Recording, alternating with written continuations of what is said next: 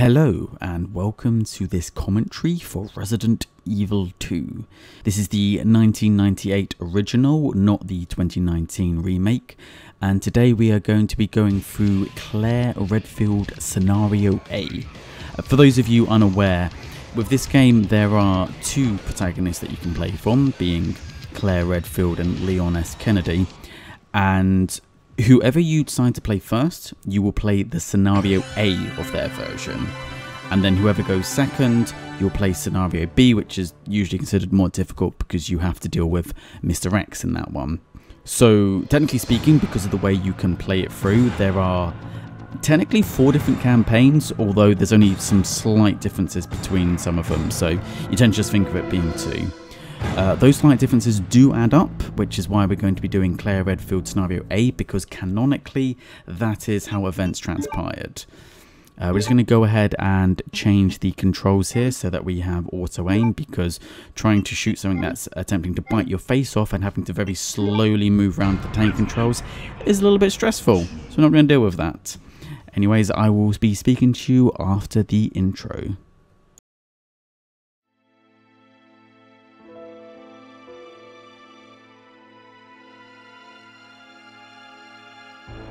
A bizarre incident occurred in the outskirts of an American suburb called Raccoon City.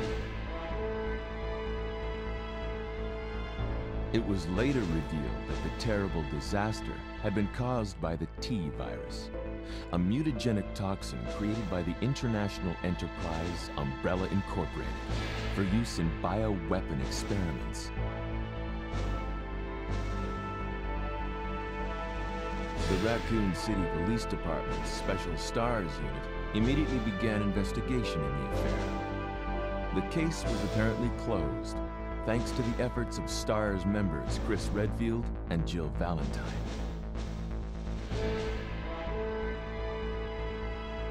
But the Umbrella Corporation's experiments were far from finished.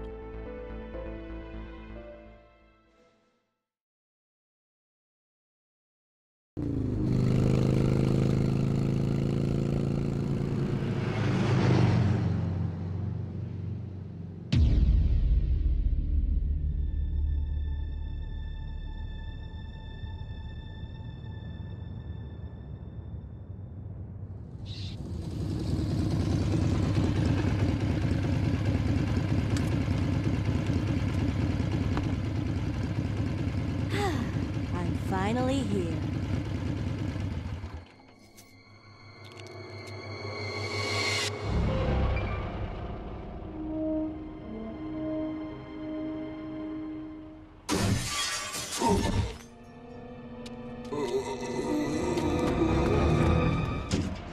That guy's a maniac. Why'd he bite me?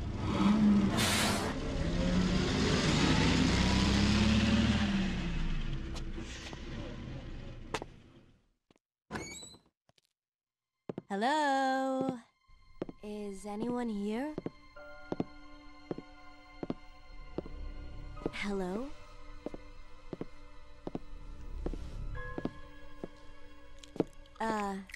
Hello?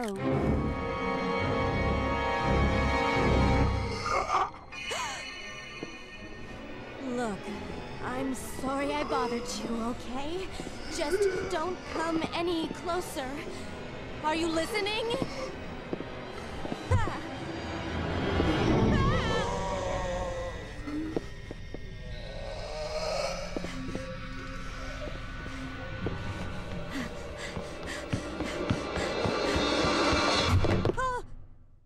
Wait! Don't shoot! Get down! We can't stay out here. Head to the police station. It'll be a lot safer.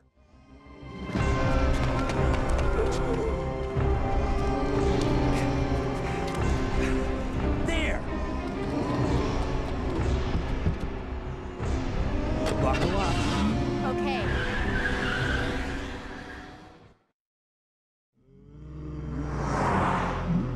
What's going on? I arrived in town, and the whole place went Great. insane. The radio's out. You're a cop, right? Yeah, first day on the job. Great, huh? Name's Leon Kennedy. Nice to meet you. Mine's Claire. Clare Redfield. I came to find my brother, Chris.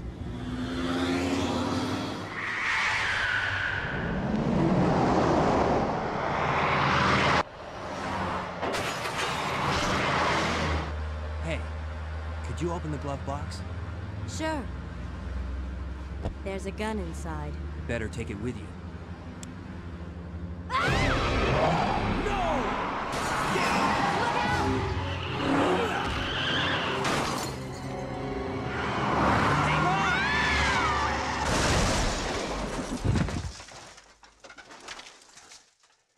You okay? Still in one piece. That maniac's gonna whip! Run!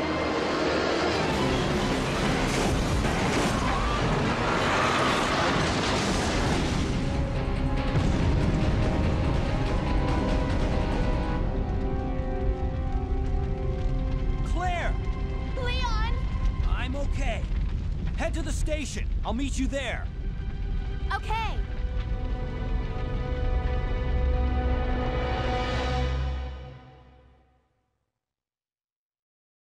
They were parted by an unescapable destiny.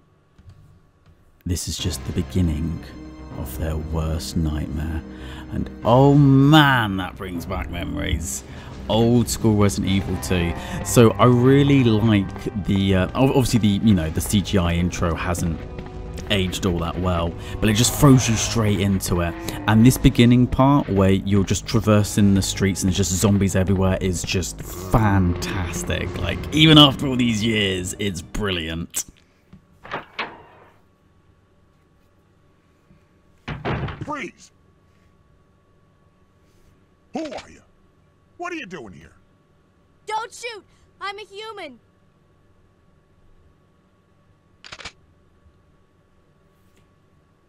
Ooh. Sorry about that, babe. I thought you were one of them.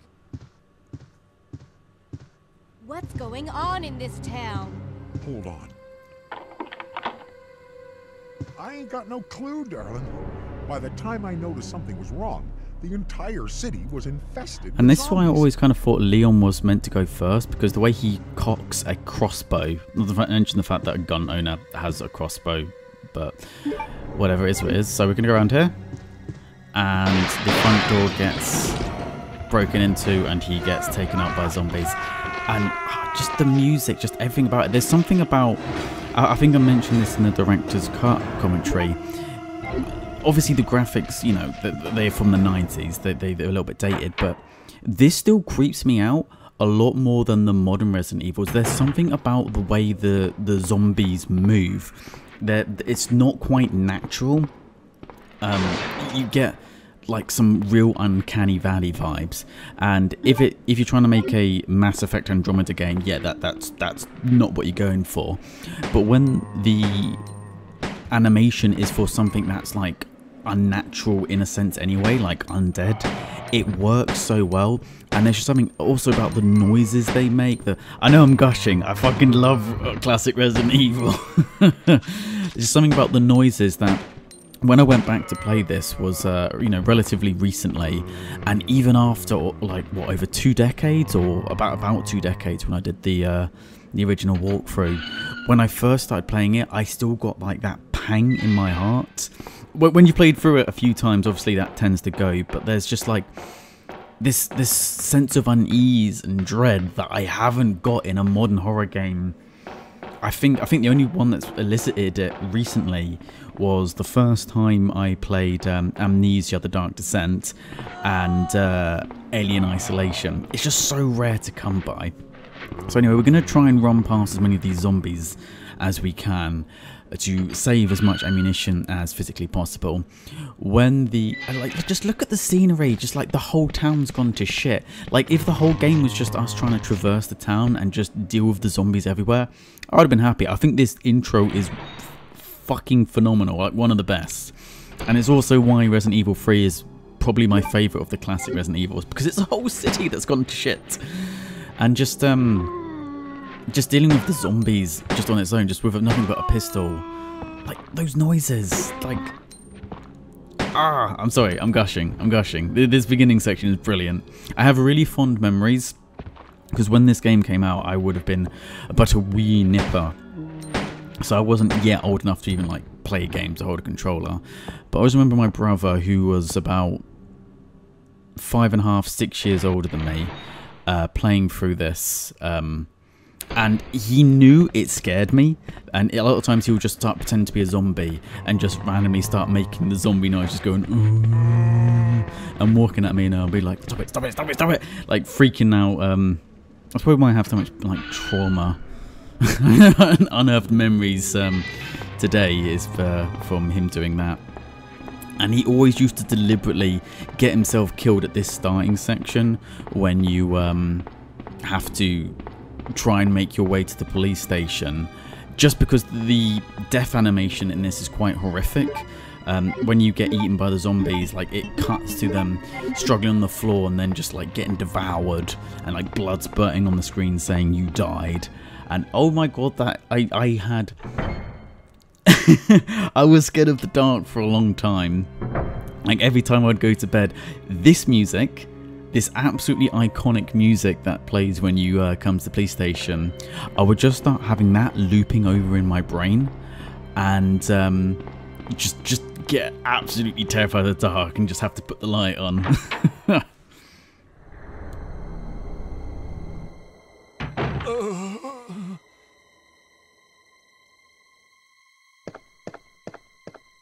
Hang in there. Are you the only officer left in the building? Who are you? Claire Redfield. I'm looking for my brother Chris. We lost contact with him over 10 days ago. Chris, Jill, Barry. Every last STARS team member has disappeared. We should have listened to them. What happened? About 2 months ago, there was this incident involving these zombie-like creatures in a mansion located in the outskirts of this city. Chris and the other STARS members discovered that Umbrella was behind everything, at the risk of their own lives, but no one believed them. Are you okay? Don't worry about me. Just rescue the survivors in the other rooms. Here, take this key card. You should be able to unlock the doors in the hall with this. Now go. But... Just go. Okay. Just hang in there. I'll be back soon. Oh man, this game is just dripping with atmosphere. Like, you can tell from all the pre-rendered backgrounds that a lot of love went into trying to like tell a story through the environment, which is something I just feel like is often overlooked nowadays. Or when it is done, like, people want to kind of like railroad you into a certain section to like, oh, look at this thing that we spent time on, you know? They don't just let it sit and let the atmosphere just kind of seep in naturally. And as you go through the police station, you'll see signs of struggles, you'll see, you know, dead bodies here and there, the obvious ones, but you'll see certain rooms boarded up and just trashed areas here and there, and it tells a story. It tells like how they were falling further back into the police station as they were struggling to defend it. I think it's kind of expanded on a bit more in the remake as well. It's just, and you can tell like this used to be a police station that was probably converted from something else, and it's brilliant. Police Memorandum, 23rd of the 8th, 1998. This letter is just to inform everyone about the recent movement of equipment that has happened during the precinct's rearrangement. The safe with 4-digit lock has been moved from the STARS office on the 2nd floor to the Eastern office on the 1st floor. 2236. Raccoon Police Liaison Department. And this is where I stopped playing as a kid, because seeing a Lictor roof outside scared the shit out of me. So move a little bit forward, and you will find some bullets on his corpse, as well as find that he's been decapitated with something dripping from the ceiling.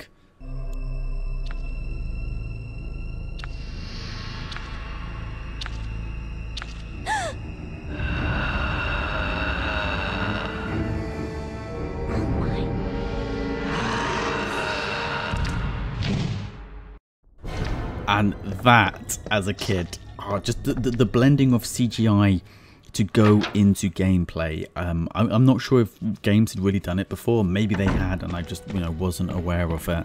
But oh, I'm sorry, I'm fangirling like mad, aren't I? I do apologise. So the I can never recall if they're meant to be called lictors or lickers.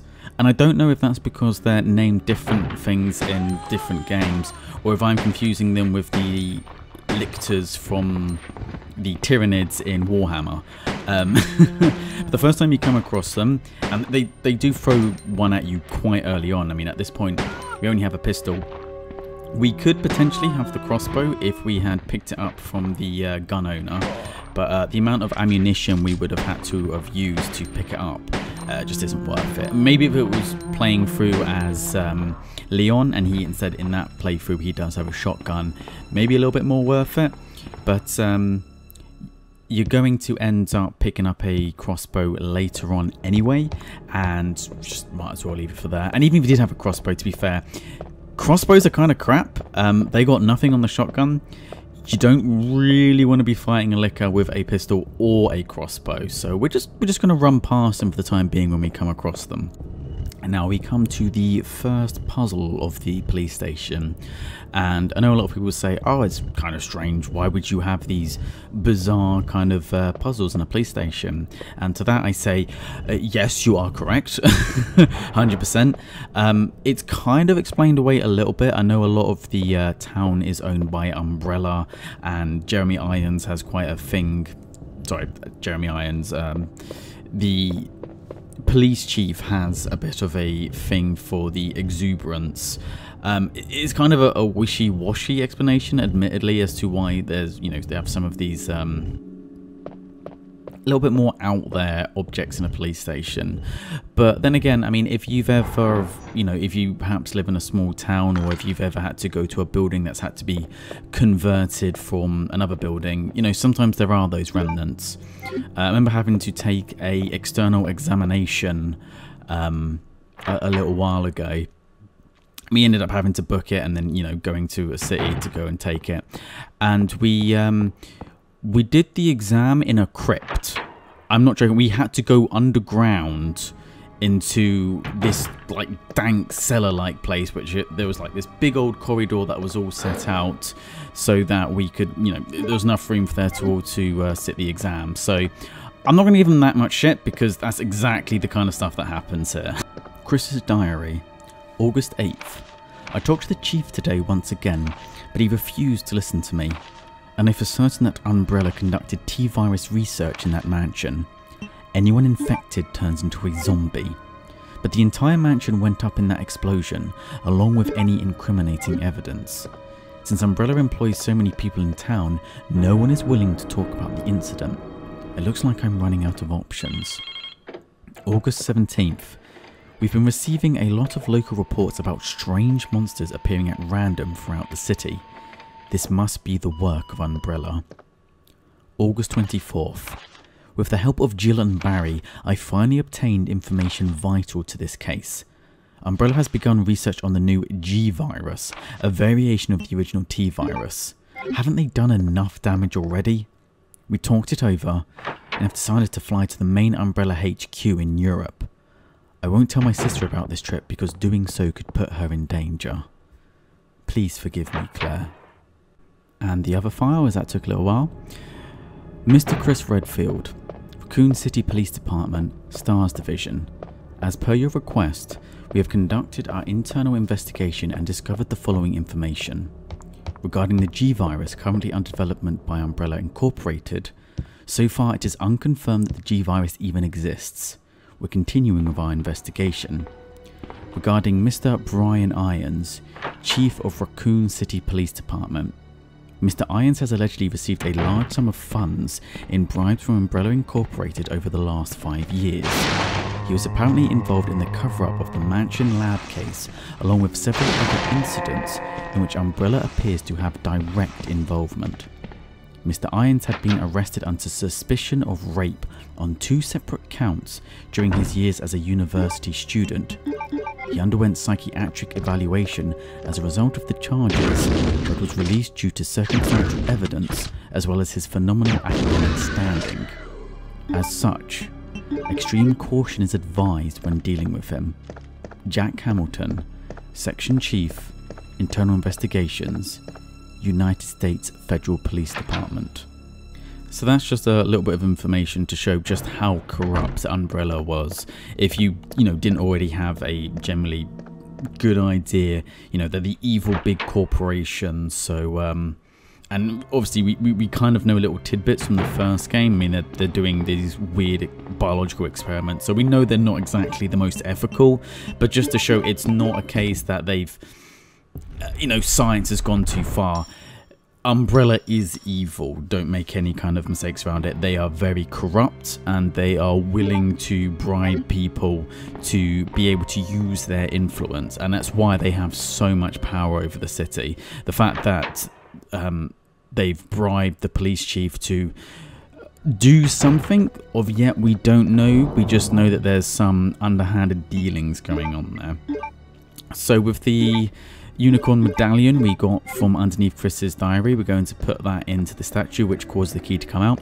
Doesn't make a whole lot of sense that, I mean, you could just climb up there and get it unless there's some kind of locking mechanism, but that's not really made clear. It's part of the puzzle. It's a little bit silly, admittedly, but we'll just go with it. And with the elixir taken out, and I would recommend taking out the liquor with the grenade launcher. And apologies, I'm probably going to say liquor or lictor. I'm probably going to go back and forth quite a lot. I'm never quite sure how it's meant to be pronounced, and I kind of have both in my head. But I would recommend taking them out. You can try and run past it, but much like in the first game where there was a lot of, not necessarily backtracking, but a lot of moving back and forth in the mansion, the first half of this game has a lot of that same kind of movement. The second half gets a little bit more linear, which I don't necessarily have a problem with. It's a change of pace. There's still a little bit of lateral movement, but the first half in particular, you'll be moving around the police station quite a lot. So it's best to take them out so you don't have to deal with them 3, 4, 5 times in the future.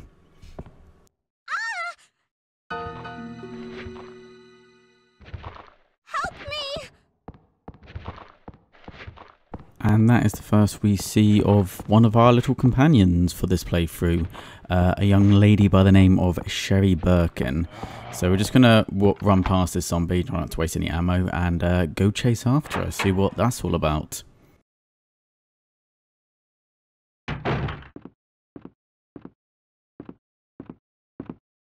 Leon! Claire, you made it! Yeah. Have you seen a little girl around here? Yeah, you just missed her. Who is she? I don't know. But it's too dangerous for her to stay here alone. Leon, I'll go look for her. You go and find us a way out of here. Of course. But before I forget, here's a radio. That way we can keep in touch if something comes up. Now, I don't mean to question Leon's professional opinion in this situation, and admittedly it's not exactly the orthodox protocol when there's zombies everywhere, but Leon, you do realise that this is just some civilian girl, right? You've given her your gun. You're not going to try and help her at all? Like, you're not going to sit together? I know for gameplay reasons, it's kind of difficult with the limitations of the game at the time to have someone following around, although there are points when that happens. I guess it would, it would mess with the game if you had a companion. It would ruin some of the tension, but I wish they'd given a little bit more of an explanation of why they're not working together, other than, oh, let's split up and search for clues, here's a radio. They could have done a little bit more of the dialogue there, but I mean, overall the dialogue thus far from the director's cut is a massive improvement. Now, this is a relatively simple puzzle, and we can see in just above the bookshelves there's the little, almost like gold and blue, like, not even sure what that would be, like little spikes or stakes or something. And the puzzle's pretty simple. You just want to move the bookshelf so that it matches the the plating of like the little slide that's just come down here. An easy way to remember it is just the far left and the second from left one. Just move over right one and you're done. It's I don't think that changes, unlike with like director's cut, it's based on the difficulty and like whether it's in range mode or something. I don't think that puzzle ever changes. It's always the far left ones. But yeah, no, here's a radio lady that I've just met who is quite clearly a civilian, and I mean, it's America, so maybe she's had some kind of gun training. I mean, it's kind of alluded to that with Claire being Chris Redfield's younger sister and Chris being a, you know, relatively high-level police officer as part of a special tactics unit. I guess you can kind of get the impression that she's had training, like maybe growing up, since she's had an older brother who is in the police force. So maybe she has a little bit of gun training there, but at the end of the day, it's still a civilian. Like, you would stick with her, surely. Like, I know with the Resident Evil remake, they did a little bit of a better job of explaining why. Like, I remember at one point they kind of meet up, but they're still between a fence that's locked, and that's how they managed to have a conversation, but they're not able to like reunite. And it would have been nice they put a little bit more effort into this than they did. But again, dialogue and the acting of it is, for the most part, massive improvement over 1. Secretary Diary A. April 6th. I accidentally moved one of the stone statues on the second floor when I leaned against it. When the chief found out about it, he was furious. I swear the guy nearly bit my head off, screaming at me never to touch the statue again. If it's so important, then maybe you shouldn't have put it out in the open like that. April 7th. I heard that all the art pieces from the chief's collection are rare items, literally worth hundreds of thousands of dollars.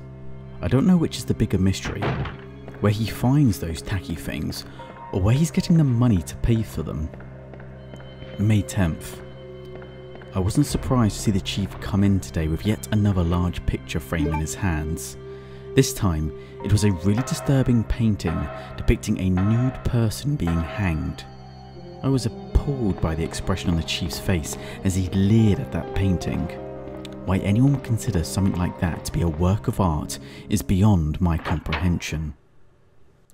Now that little diary is quite interesting, and I think that the hint there is meant to be you read that diary in the same room that you pick up the lighter. So I think you're meant to kind of put the connection together that the lighter and the painting are somehow used together. The painting will end up coming across in a few minutes actually, and as I believe the Japanese translation is not of a naked person but a naked woman, and the idea is you light the fire underneath where the painting is, and that causes the paint to bleed out, and there'll be a red gemstone that comes out of the painting. And so the kind of metaphor of it is meant to be the sacrifice of a virgin to retrieve her heart.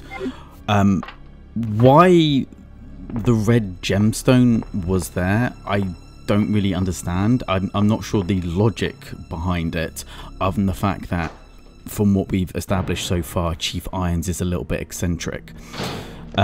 It's quite nice they put into a little bit of its eccentricity. So we know from the file that we've got from Chief that it's hinted at that he's a little bit, well, he's dodgy and a bit of a sexual deviant. He's had charges dropped for rape in the past. So that painting as well is kind of painting an idea that he likes to inflict pain upon women. And I think that's why he appears in Claire's playthrough, just to make him a bit creepier. And he would be more of a threat to Claire because of those proclivities than he would to, for instance, for Leon. Operation Report. September 26th. The Raccoon Police Department was unexpectedly attacked by zombies. Many have been injured. Even more were killed. During the attack, our communications equipment was destroyed, and we no longer have contact with the outside. We have decided to carry out an operation with the intent of rescuing any possible survivors, as well as to prevent this disaster from spreading beyond Raccoon City. The details of the operation are as follows. Security of armaments and ammunition. Chief Irons has voiced concern regarding the issue of terrorism due to a series of recent unresolved incidents.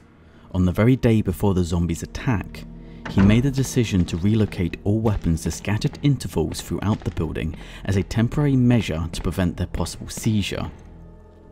Unfortunately, this decision has made it extremely difficult for us to locate all ammunition caches. It has become our top priority to recover these scattered munitions.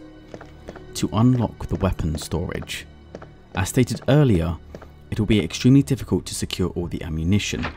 However, a considerable supply still remains in the underground weapon storage. Unfortunately, the person in charge of the card key used to access the weapon storage is missing, and we have been unable to locate the key. One of the breakers went down during the battle, and the electronic locks are not functioning in certain areas. It has become a top priority to restore the power in the power room and secure those locks. Recorder, David Ford. Operation report, September 27th, 10 PM. The west barricade has been broken through and another exchange ensued. We sheltered the injured in the confiscation room on the first floor temporarily. 12 more people were injured in the battle. Recorder, David Ford. Additional report. 3 additional people were killed following the sudden appearance of an as of yet unknown creature. This creature is identified by missing patches of skin and razor-like claws. However, its most distinguishing characteristic is its lance-like tongue, capable of piercing a human torso in an instant. Their numbers as well as their location remains unknown. We have tentatively named this creature the Licker and are currently in the process of developing countermeasures to deal with this new threat. So we're just going to quickly run through here, and much like in the first one when we ran past there being windows, we're going to get jump scared by a bunch of crows flying through us, and we're not going to bother fighting these because they'll just replenish, so it's best just to run past them. Now, compared to the first game, I do find that the documents you find in this are much better at serving 2 purposes. So from what we've read already, we've already started to piece together the fact that Chief Irons is a bit suspect. I mean, he's hidden all this ammunition around in terms of terrorism, and as a narrative purpose, it seems as if he's done that because he's trying to sabotage everything. We've seen so many hints already from documents that he is dodgy, and for a gameplay purpose, it also explains why ammunition is scattered all over the place, which would normally, you know, it seems quite silly. Why would you go ahead and do that? But they've actually put in a narrative purpose for it, which I think is quite clever. Definitely better. I know they tried to do that in the first one, but didn't hold up too well. Now, the door in that room, do not open. It's actually a really good jump scare, and I was tempted to open it just to show it off, but I decided against it because waste of ammunition. When you go to open that door, you won't pass through the door. Instead, a cutscene will play where you see 2 zombies walking through, and they will then be in the room with you, and it plays the same music as when the ravens fly through the windows. It's a really effective jump scare because now, oh shit, you're scared of even walking through doors because you're going to get jumped. You know, working with the limitations of what the game engine had at the time is, I just think it's fantastic. So we've picked up the wheel there. We're just going to use that to douse the flame on this crashed helicopter here. And also had the opportunity to pick up the bow gun. So I know I mentioned earlier when we came across the gun store owner, we could have picked up the bow gun from him when he got attacked by the zombies, but we come across the second one anyway. So you can have 2 bow guns in this game, not that it makes a whole lot of point to it. The only difference is that obviously it comes with some ammunition, so you get a few extra shots, but again, the amount of ammunition you was going to have to use to grab it probably isn't worth it in the long run. So we'll just pick up the bow gun here. So it might seem, wait a minute, we just doused that for handgun bullets. However, when we go back into a room earlier, there was an area that was blocked by fire.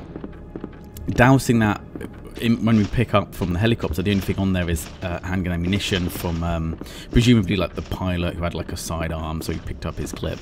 But it's so we can then progress through in this room to one of the puzzles through here. It's very convenient in horror games like this that fire can work as puzzles. You know, it just Nice stock screen there. It's just contained in one area. It doesn't spread and, you know, engulf the whole flame like fire normally would. But fire works differently in the Resident Evil universe. It's you know, just different physics is around here. So we're going to pick up a precinct key from here, and if we insert both of the red jewels that we plucked out from the storage box earlier, it's going to open the chest here, and is another key item we need to progress on to the second half of the game. So you'll notice that it's a, well, half of a stone, half of a blue stone, similar to the red stone that we picked up in the library. And we're going to need a few of these to eventually progress on to the sewer region. And then to, well, I don't really it's a spoiler to say there's going to be an underground lab. There is an underground lab in every Resident Evil game. Like, I have a lot of love for the Resident Evil games, but there's almost like a formula, like a 3-act formula to every single one. The first one being kind of a relatively normal environment, either like a mansion or a city, mostly just filled with zombies. So let's see, Resident Evil 1 is the mansion, 2 it's, you know, this whole first section in the police station where the main enemy are zombies. Resident Evil 3, yeah, pretty much every single one, if you think about it, every single one has like a 3-act structure. You go to the second act, which is usually a little bit more varied from game to game. I mean, Resident Evil 4 you had like a medieval type castle section. In Resident Evil 1 you had like an underground section with hunters and stuff, and that's usually when you start to get like more of the higher tier enemies. And then I swear every single game without exception, the third and final act is a secret lab. Resident Evil 1, secret lab under the mansion. Resident Evil 2, secret lab underneath the police station. Resident Evil 3, secret lab in Raccoon City. Resident Evil 5, like I guess not like a secret lab, it's more of a military. You get the point, and usually ends with some kind of self-destruct. Resident Evil Survivor, secret lab. It's like a 3-act structure with just some slight variations to it every single time. Remakes, secret lab. So we're just gonna equip the bow gun, not the crossbow. I always get that mixed up. It's strange that they call it the bow gun. It's a crossbow. It's a crossbow, and unlike the shotgun, well, I suppose actually kind of similar to the shotgun, it's most effective at taking out zombies more efficiently than the handgun. Unlike the shotgun, which I think you can use to relative success on some of the tougher enemies, especially with some of the upgrades you got on Leon's campaign, the bowgun you want to use to kill zombies and nothing else. And as you'll see, it's actually quite effective at that. Now, unlike the shotgun where you want to get them to come close and then aim up and take the head off, the bowgun you just want to kind of fire normally. And it works very strangely. Oh, also, be very careful here. It's very easy to get caught out by that one. Yeah, he's gone. Oh, two of them, my mistake. So the bowgun is quite strange in that it fires 3 shots at a time. I'm not sure why. When you come across the bowgun in Resident Evil Code Veronica, it only fires 1 at a time, even though it holds the same amount of ammunition. It's very effective at killing zombies, especially in this room, for instance, when there's so many zombies in a confined space. You're going to struggle to kill them in time with the handgun. Do not use it for anything else. Just because the way it fires 3 arrows, chances are you're going to miss most of the shots on anything other than a zombie. So we enter the room that we first came in to find Marvin Brannat, but unfortunately he has succumbed to his injuries and turned into a zombie. And he tends to move quite quickly, so you want to dispatch him quickly. So yeah, just bowgun, take him out. Otherwise, because of that cutscene, he can grab onto you if you're not very quick at moving. So make sure you don't take a chomp out of him. Sorry, let him take a chomp out of you. You don't want to take a chomp out of a zombie. I don't know what the rules are for Resident Evil. I know if ever you've read the Zombie Survival Guide or World War Z, who's done by the same author. And for those of you who only know about World War Z because of the movie with Brad Pitt in it, do yourself a favour, scrub that from memory and read the book, because the movie has nothing to do with the fucking book outside the title. Even the author just like lost his shit at like, why the hell did they even take my idea if they were going to take the title and nothing else? Ugh. But yeah, Marvin has unfortunately succumbed, and we're going to grab the detonator as well as the C4 we picked up from the evidence room. And with this, we'll be able to clear a path near where the helicopters crashed in. So this will be where we first heard the scream as we were moving to put the red gemstones in. So the film we can use, there is a development room, a safe room underneath the stairs that leads up to the second floor.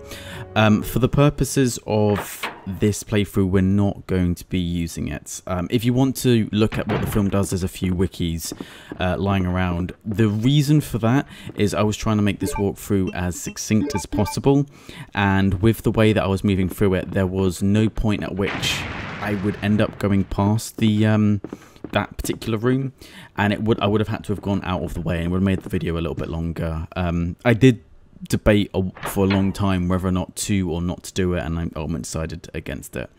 But anyway, we're going to finally meet Chief Irons himself.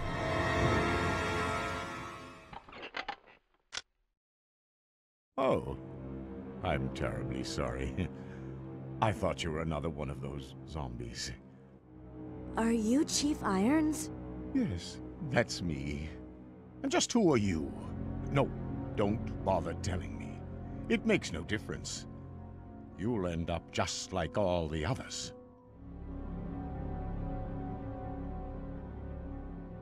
That's the mayor's daughter. I was told to look after her, but I failed miserably. Just look at her. She was a true beauty. Her skin nothing short of perfection. But it will soon putrefy, and she will turn into a zombie within the hour, like all the others. There must be some way to stop it. In a manner of speaking, there is. Either by putting a bullet through her brain, or by decapitating her completely.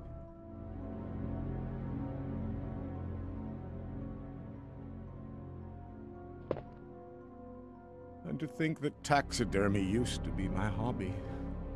But no longer. Please. I'd really like to be alone now. It's kind of ambiguous what happens to the mayor's daughter. I know he says that a zombie bit her, but I always got the impression that he murdered her. Anyway, there's a diary up ahead that I'm going to start reading now, just because there's a cutscene that plays immediately after it and I don't want to run over. Secretary's Diary B. June 8th. As I was straightening up the chief's room, he burst through the door with a furious look on his face. It's only been 2 months since I've started working here, but that's the second time I've seen him like this. The last time was when I bumped into that statue, only this time he looked even more agitated than ever. I seriously thought for a moment that he was going to hurt me. June 15th. I finally discovered what the chief has been hiding all along. If he finds out that I know, my life will be in serious danger. It's getting late already. I'm just going to have to take this one day at a time. Wait. Let me go! Easy, easy there. I'm not a zombie. You're safe now.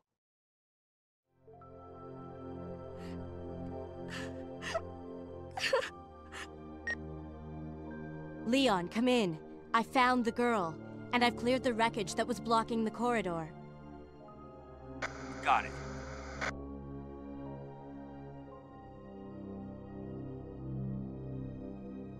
My name's Claire. What's yours?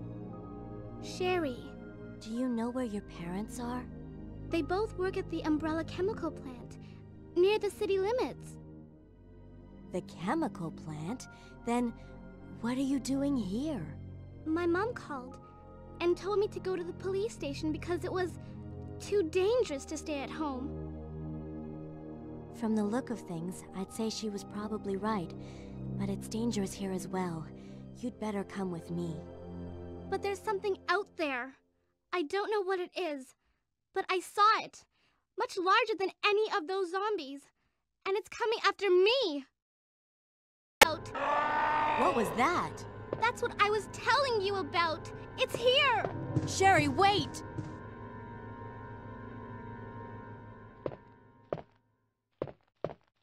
That's it. There's some horrible monster coming to eat your face, is literally what you've told us. And you run away from the adult with the gun. I know you're a child, Noel, but surely a child in that kind of situation, because they are so out of their depths, would more likely stick to the seemingly responsible adult because they know what they're doing. I don't know.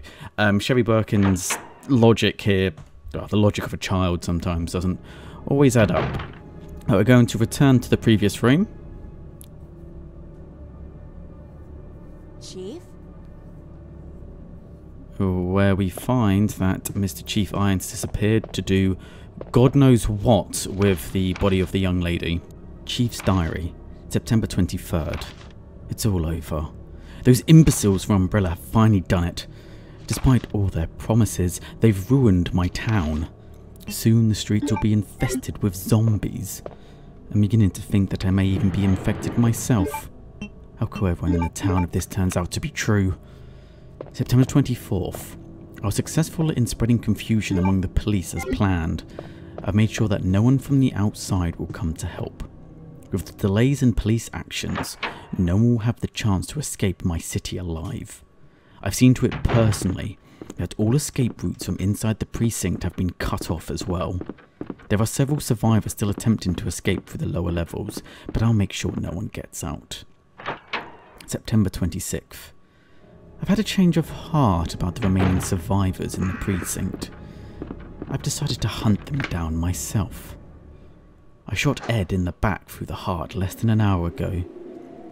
I watched him writhe in pain upon the floor in a pool of his own blood. The expression on his face was positively exquisite. He died with his eyes wide open, staring up at me. It was beautiful. I wonder if the mayor's daughter is still alive. I let her escape so I could enjoy hunting her down later. I'm going to enjoy my new trophy. Yes, frozen forever in the pose I choose to give her. So if there was any ambiguity previously about whether or not the zombies were causing the deaths, or if Chief Irons killed the mayor's daughter, I think that kind of clears it up. It's been hinted at in the snippets of diaries and documents so far that a lot of the problems the police were facing was because Chief Irons basically sabotaged them. And that basically just lays out a very broad confession. Why on earth you would write that in a diary? Maybe he's just trying to gloat and brag. I think that I'm pretty certain there's a specific psychological explanation for it. Kind of similar to like the idea of returning to the scene of the crime. It's not enough to commit a crime and get away with it, but you want some evidence there so that people know that you did it. You want to be able to, I guess, get a sense of joy or admiration or some sense of satisfaction or the ability to derive pleasure, not only from the fact that you've been able to get away with it, but the fact that you can show other people you've gotten away with it and there's nothing they can do about it. I've been listening to a few little podcasts talking about it. I'm fairly certain there's a specific term for it. The term is just completely escaping my mind right now. But anyways, moving onwards, we get collected a new key from his desk, and the red square that we obtained earlier we placed in, and it's behind Chief Irons' desk that we are going to end up going into the sewer levels, which kind of makes sense, not only, well, not only thematically, but also in what he said, that he has cut off all other escape routes. And it seems that for a time he was worried he was infected with the T virus, but as time's progressed, chances are he's actually okay for the time. At the moment, I say that because specifically something comes up later. At this point in time, he's not infected as far as we're aware. So it would make sense that if there is an escape route, he would be the one that keeps it locked and secured, so that once everyone else is dead, he can get away with it. And I'm assuming this is kind of almost like, I'm trying to think of an allegory, almost like the Purge Anarchy. And I know the first Purge film was bad and batshit, and the whole concept is kind of insane, to be honest. But in the Purge Anarchy, you know, it's this whole idea that people will commit really awful crimes if one thinks that they are not going to suffer the consequences of it. And I think that's kind of sadly true about human nature. Whenever law enforcement starts to, you know, struggle a little bit, or if their police go on strike, everyone's like, holy shit, we can go out and commit crimes and there's no consequences. So whenever there's like a police strike or something in some of the more highly crime-ridden areas for America, I know that crime rate skyrockets because people are sadly opportunists. And there's actually something I was looking into recently, just because I have a kind of a macabre fascination when it comes to like torture devices of medieval times, just because, I don't know, it's kind of like the guilty pleasure you get when you watch like a Hostel or a Saw movie, you know. And look into the psychology of that, and one thing that I found is that the severity of the punishment does not indicate someone being less likely to do it. It doesn't matter if like it's if you're going to like flay someone alive, or if it's going to give them a slap on the wrist. Okay, maybe that's a bit of an extreme example, but for the most part, the proclivity to commit a crime is based not on the severity of the punishment, but on the likelihood of being caught. Because it kind of makes sense, you know, it doesn't matter how bad the punishment is. If you think you're not going to get caught, then why would you worry about it? And no one commits a crime thinking they're going to get caught. Sherry, I've been looking everywhere for you. I was so worried. We've got to go now, honey, okay? If we stay here, that monster will find us. Let's go. No, I won't. What's the matter? Don't you trust me? It's not that, Claire. It's because of my daddy. He's over there. I heard him call my name. Daddy must have been attacked by the monsters. I have to help him.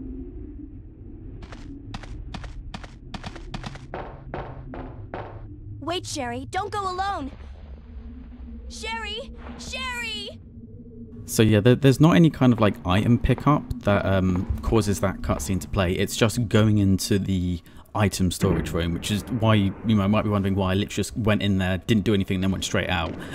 You need to go in there to have this cutscene of sorts play. And this area can be quite frustrating because, well, you don't have any weapons still with the dogs, and Sherry, being a rather small young lady, doesn't move nearly as quickly as Claire or Leon or Ada would. You get the opportunity to play as another character in Leon's playthrough. So trying to get through that section without getting mauled by the dogs is actually kind of difficult.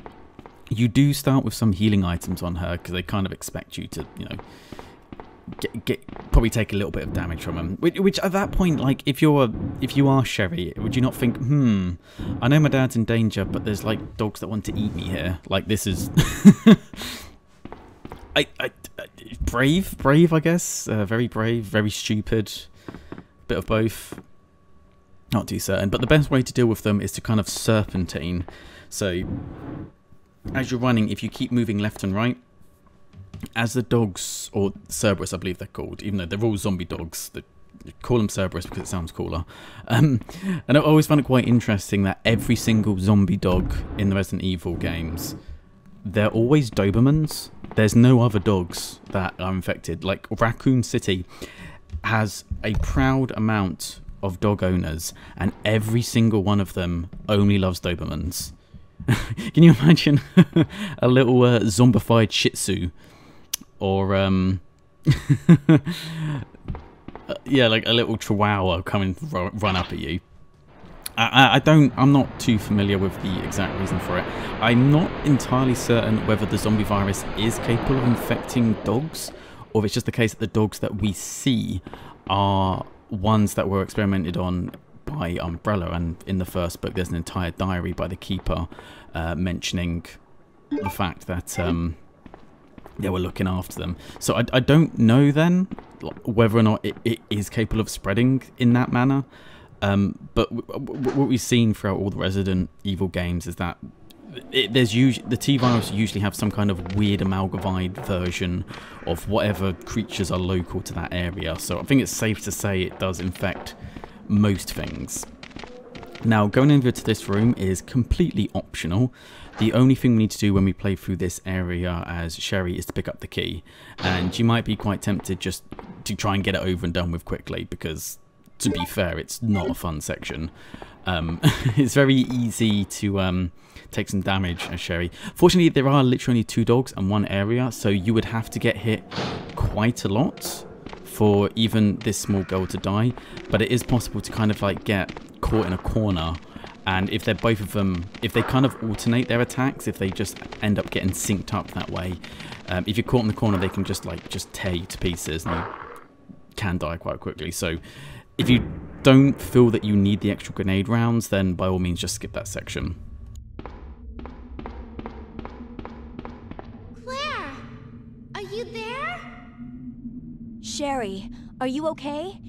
Did you find your dad? Yes, I'm okay, but I couldn't find him. But I did find something else for you. Here.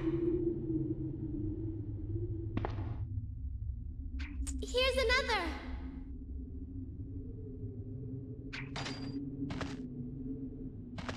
Thanks, sweetie. Now, why don't you come over here? I want you to stay with me.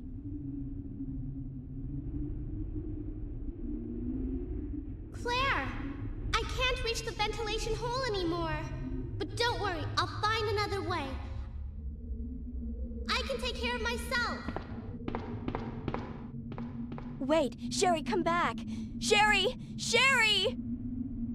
Fucking kids, man. Fucking. I often wonder if it was Newt from the Aliens film that kind of popularized the idea of, you know, whenever there's like aliens or monsters or some kind of horrific thing going on, that kids will use ventilation shafts or air ducts, or, you know, just smaller crevices that adults can't get into, and using that to their advantage. The idea of like, this kid is able to outwit even adults kind of situation. But she's running off. She'll be fine. She's fine. Characters, they're not going to kill a child unless you fuck up. I always find this, I'm trying to think, is there any cases where a kid dies in a Resident Evil game? None that I can think of. Always kind of bugged me, actually. Not just in Resident Evil games, but just in zombie movies in general, just how devoid of child zombies there are. Like, I remember even as a kid, I was like, oh, how cool would it be if there were, like, child zombies, so you'd have to, like, change your aiming to it. Because that's what I was thinking of as a kid. It's just like, yeah, oh, it would be, you know, an enemy with less health, but you'd have to aim down, which makes it more difficult. I wasn't, you know, I guess I was thinking about the implications of it. And I know trying to release a game back in these days with child zombies, you can sometimes get away with a little bit more nowadays, I find. But I mean, back in the day, even just having zombies was kind of terrifying. So this is the way we've picked up and swapped the acid rounds. The grenade rounds in this game, unlike in the first one, they kind of like have like a splash to them. Not a splash to them, because they all have splash to them. There's kind of like a, it shoots like smaller fragments out, and it's kind of like an AoE damage, which is very useful at certain points. Not quite yet. Now, as we come to the autopsy room, as you perhaps unsurprisingly, all of the zombies will come to life as we pick up the key item. And that's why we picked up the crossbow here. One, because, well, you might as well use this ammo somewhere.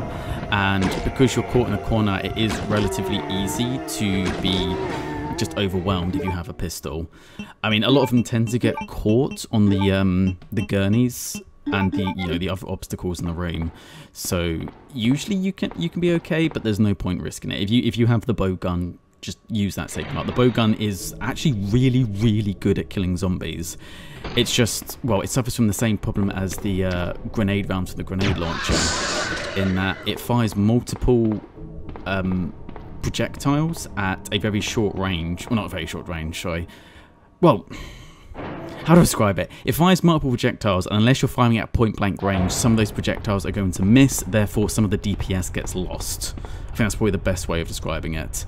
I don't know why, like when you fire the bowgun, there's usually one shot that will go really far onwards, and then two more that just fucking like serpentine to the sides. And this puzzle's pretty easy to do. You have to get it between 80 to 100, and it will increase the power by 36 if you go up, and then by 14 if you go down. And the easy way to do it, just go up, down, up, down, up, down. Like, the idea is that if you do up too many times, then it goes over 100, and then that you have to redo the puzzle. But it's really not, it's not a difficult puzzle at all, but by any stretch of the imagination. And this will give us access to the weapon storage, which was what was mentioned in one of the previous diaries, that there's a bunch of weapons all been compiled into one area. So this is a really good room to go into. It's full of goodies. Though saying that, a lot of the items here we're not going to pick up. So there's pistol ammo in here, which obviously we're going to grab that, and well, some bowgun ammo there. So it's good to get stocked up. So it's always worth coming in here no matter what. Now towards the back of this room is one of the more interesting aspects, I would say, to Resident Evil 2, and I think one of the reasons why it's kind of lived up, it's a little bit gimmicky, but it is good that there are consequences that lead on.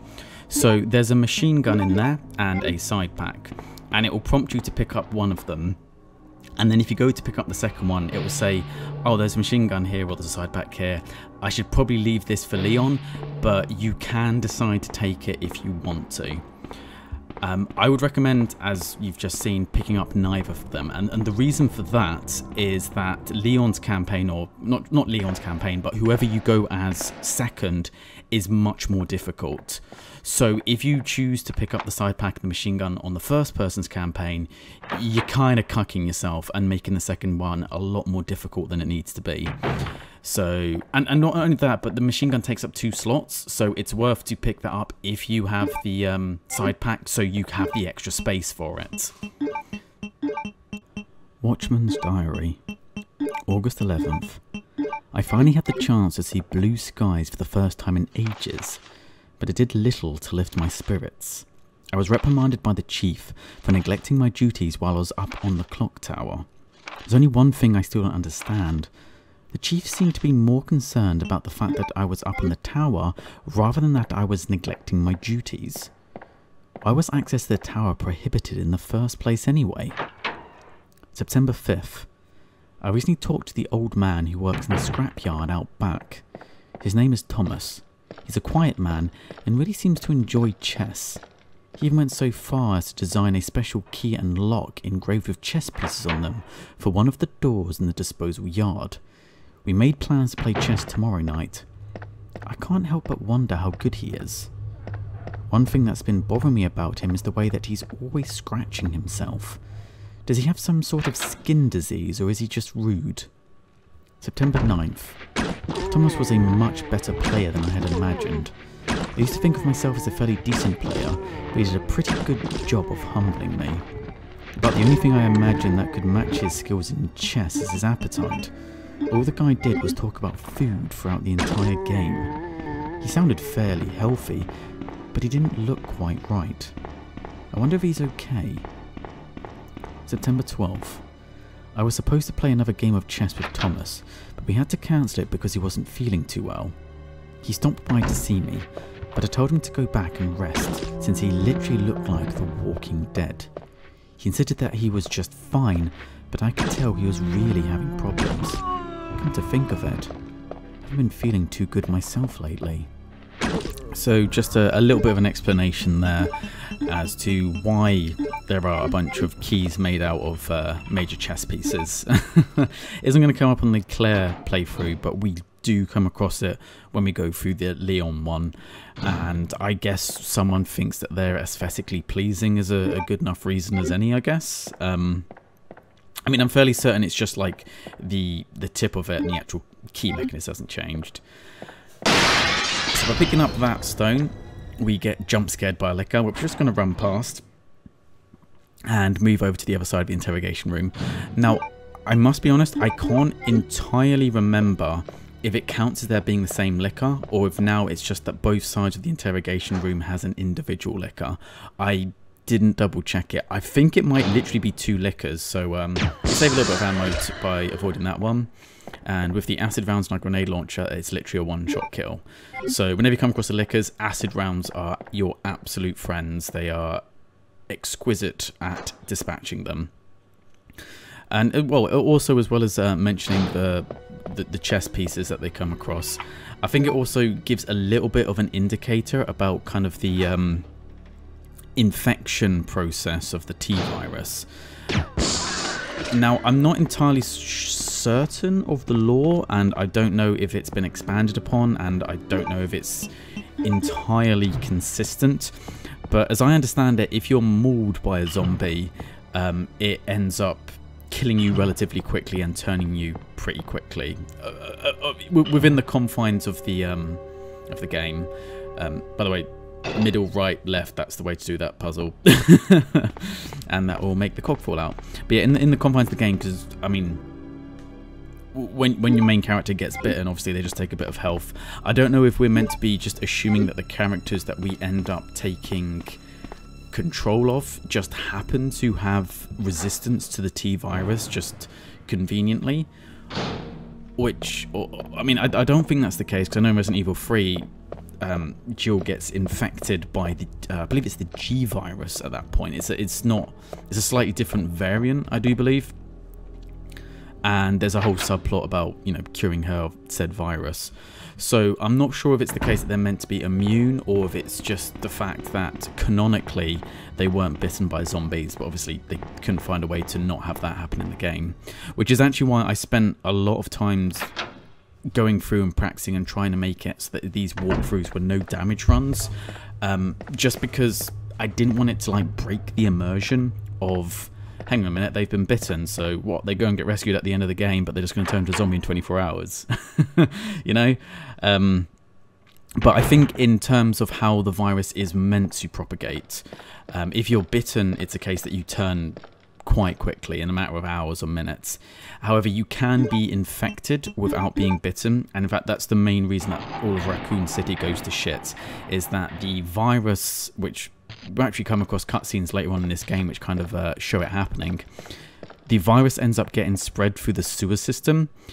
The virus gets picked up by rats in the sewer system, and then the rats, much like, you know, the Great Black Death or the Plague, which I believe actually when it first came out they originally called it the Great Mortality, which obviously now we know as, you know, the Black Death, the Black Plague, spreads in much the same way as that does with the T-virus. And I just love being out on that outside bit. Occasionally you just hear zombies moaning in the background, like, it's just, Imagine if they made a remake and it's really good, and then imagine they made a remake for number 3 and it wasn't really good, and you just want to cringe a bit. But yeah, canonically, I think it's just regarded that the characters don't end up getting bitten, which is why I made the effort of trying to get bitten in these playthroughs. And I do realise quite a few things happened there. So we picked up a wire cable, it was in the interrogation room, and we ended up using that on one of the panels, which brought the shutters down. And the reason for that is, in a relatively short amount of time, because we have so many key items, a bunch of zombies are going to break through the windows on 2 different sections of the police station. Now, you can board up, as I have done with that cable, the shutters to that section, which in all honesty, if you know what you're doing, it doesn't make a difference, because we're not going to go through that area again. And the other area that they come through, which we could have chosen as a site to board up, we're also not going to go through there again. You know, if you haven't gotten the items in the correct order, or, you know, if there's some other like variation, like I haven't actually played through, okay, I have, but I cannot remember Leon A and Clare B, so I don't know if going through the versions that way round slightly changes things that you would have to go back through there. I don't know. But it's just, I just used the cable there just to show you that is something that can happen, and that's what happens when you don't shut it. A bunch of zombies come through, which, you know, it's not a huge deal. It's just some zombies that I've used up a little bit of ammunition to deal with them. It's not anything that's going to be a major roadblock, but when I was playing this when I was younger, when that happened, I started freaking out. I saved the game and I didn't want to come back to it because I was like, oh my god, I'm so low on ammunition. I haven't bought it up. They're literally going to come in forever.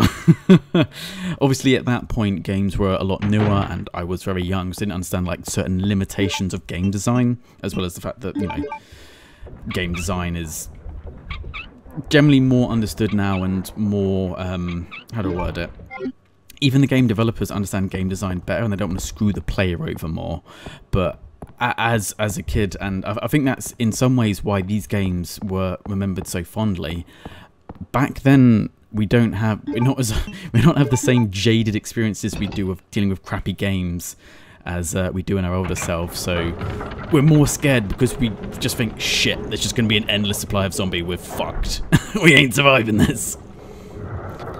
Now, by activating that cogwheel there, we do open up access to this little section, which is going to give us the last piece we need.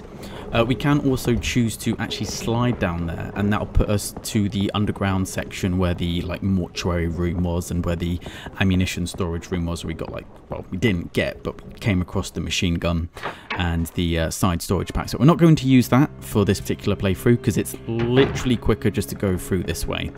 Although in the Leon playthrough, it is something that we use to speed up the process a little bit, because you need to go back down there. So, yeah. Anyways, what I'm going to do is read through, because there's a file we'll be coming up to shortly after we get to Chief Iron's room, and there's a few cutscenes afterwards, so I just want a little bit of time to speak through it. So, Mail to the Chief. To Mr. Brian Irons, Chief of the Raccoon City Police Department, we have lost the Mansion Lab facility due to the actions of the renegade operative Albert Wesker. Fortunately, his interference will have no lasting effects upon our continued virus research. Our only present concern is the presence of the remaining STARS members, Redfield, Valentine, Burton, Chambers, and Vickers. If it comes to light that the STARS have any evidence of the activities of our research, dispose of them in such a manner that would appear to be purely accidental. Continue to monitor their progress and make certain their knowledge does not go public. Annette will continue to be your contact throughout this affair. William Birkin. To Mr. Brian Iron, Chief of the Raccoon City Police Department, I have deposited the amount of US $10,000 to the account for your services, this time as per agreement. The development of the G virus scheduled to replace the T virus is near completion. Once completed, I am certain that I will be appointed to be a member of the executive board for Umbrella Incorporated. It is imperative that we proceed with extreme caution. Redfield and the remaining STARS members are still attempting to uncover information on the project. Continue to monitor their activities and block all attempts to investigate the underground research facilities. To Mr. Brian Irons, okay? Chief of the Raccoon City Police Department, we have a problem. I have received information informing me that Umbrella HQ has sent spies to recover my research on the G virus. There are an unknown number of agents involved. They must not be allowed to take this project away from me, as it represents my entire life's work. Search the city thoroughly for any suspicious persons. Detain any such individuals by whatever means deemed necessary, and contact me immediately through Annette. With these precautions, any possible threat should be eliminated. I will not allow anyone to steal my work on the G virus, not even Umbrella. William Birkin. Claire! I'm going down there. Stay here and wait for me, okay? So yes, Mr. Irons has been having dealings with a William and Annette Birkin, who, as well as giving them money, seem to be the ones that are trying to get them to help cover it up. And so it seems that we have some kind of rogue, renegade-like agent within Umbrella. It's not just a conglomerate. Help me!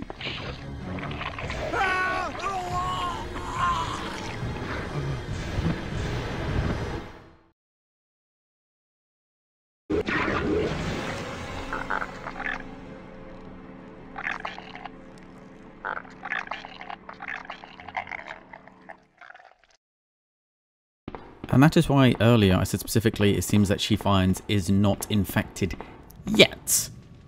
Now he's infected.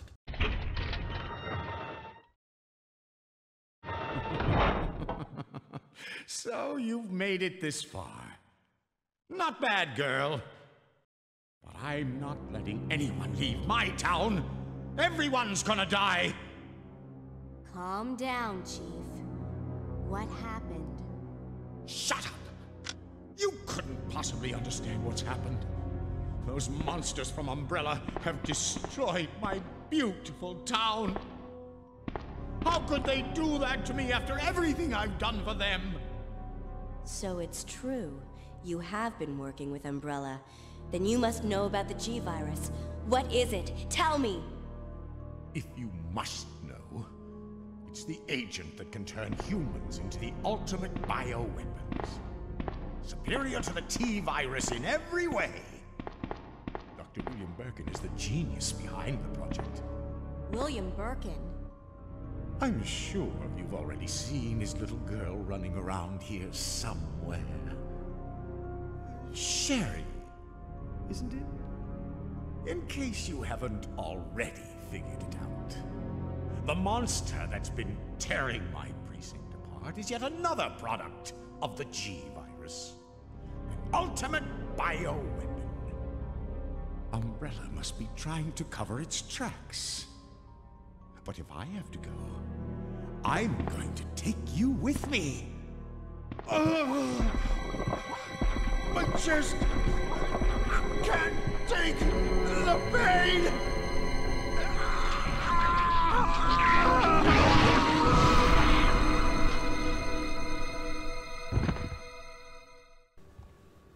Okay, now, again, graphics notwithstanding, that is a pretty fucking gnarly death.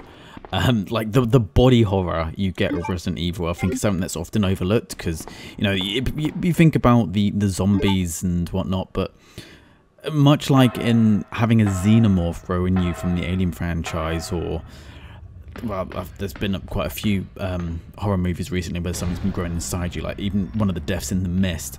The idea of something tearing its way outside of you is, And now I'm never fully certain if it's the weird creature that's come out of Chief Irons, or if this was like one of the creature that originally infected him, like left some biological mass behind, but they do seem to grow quite quickly. And this thing is absolutely disgusting. Now, you want to use the grenade launcher for it because it will keep depositing those smaller versions outside of it. And as I was mentioning earlier, the grenade launcher has this weird kind of fragmentation spread where it'll shoot like 4 or 5 projectiles. I think there's 4 projectiles there. So all you want to do is run up to it and start shooting it with the fragmentation, which admittedly does less damage to it than these acid rounds, but because it has that AoE damage to it, it means that the small little guys that are coming out of its mouth won't be able to attack you. So that boss fight, as we saw there, seems like a complete cakewalk if you have the right ammunition. If you're not using grenade rounds, if you start using the acid rounds, you will get absolutely swarmed by the little guys that come out of its mouth. And while they're busy attacking you, the main guy is going to slowly move towards you and go for a lunge attack, and it can do a lot of damage. So save your grenade rounds for that bit, exhaust all of them, and then as we saw there, I mean, it just took one more acid round afterwards to take it out, and it is a complete cakewalk of a boss fight. If you try not using fragmentation grenades, if you just try using the acid rounds, trust me, even though they do more damage, it will fuck you up.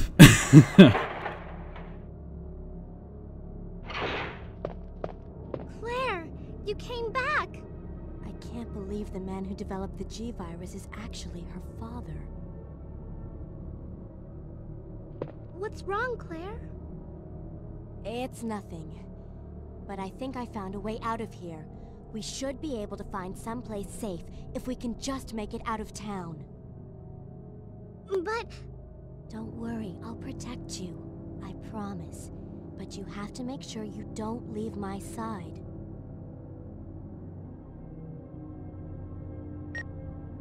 Leon, are you still there? We're leaving. Are you crazy? The streets are still crawling with zombies. It'll be all right, trust me. We found a way to the sewer. Follow us later. Claire! Claire! Wait, wait! Claire, you fucking retard. How is Leon going to follow you if you don't tell him where the entrance is? There's so many little points like this, especially when I was young and I was playing through it, just drove me mad. You know when you're like, you're playing through a game or you're watching a movie and it just seems like such a simple explanation could solve so many problems, and you just start tearing your fucking hair out. And I always know that the counter argument that people say to stuff like that is oh well, if people didn't act stupidly, there wouldn't be a horror movie. Yes there would, if you wrote the horror movie better. That is such a fucking cop-out bullshit excuse. You can put it this way, what's more scary? A bunch of idiots dying because they're being idiots, or a bunch of people being smart and still dying because the threat is that good? I know I'm going around. That's one thing I really hate whenever you start criticizing horror movies. It's just like, oh well, if they didn't act like a stupid moron, we wouldn't have a slasher flick with lots of deaths. It's just like the Thing exists. The Thing is, they're all logical and rational and fantastic, and the Thing is one of the best horror movies because of it. Don't at me. Come on, let's get out of here.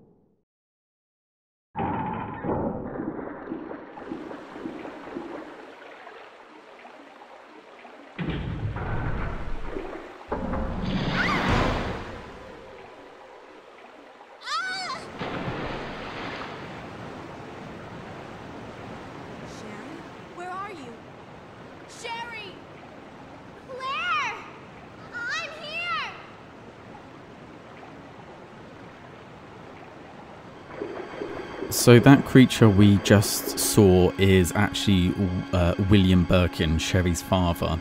And one really cool thing about the Resident Evil games is that you have to fight several forms of his, but you only fight certain forms at different points. So to track all the different forms of him, you have to look at both Scenario A and Scenario B's playthrough. But we've taken control of Sherry. This section is a lot a lot shorter. Quickly run past the zombie and go through the vent in here. And as soon as you get into this section, just make a beeline. Don't try serpentining. There's a lot of these like weird cockroach-like bugs that will just swarm you, and it's actually quite easy to get killed here. So just make a beeline and pray they don't grab onto you.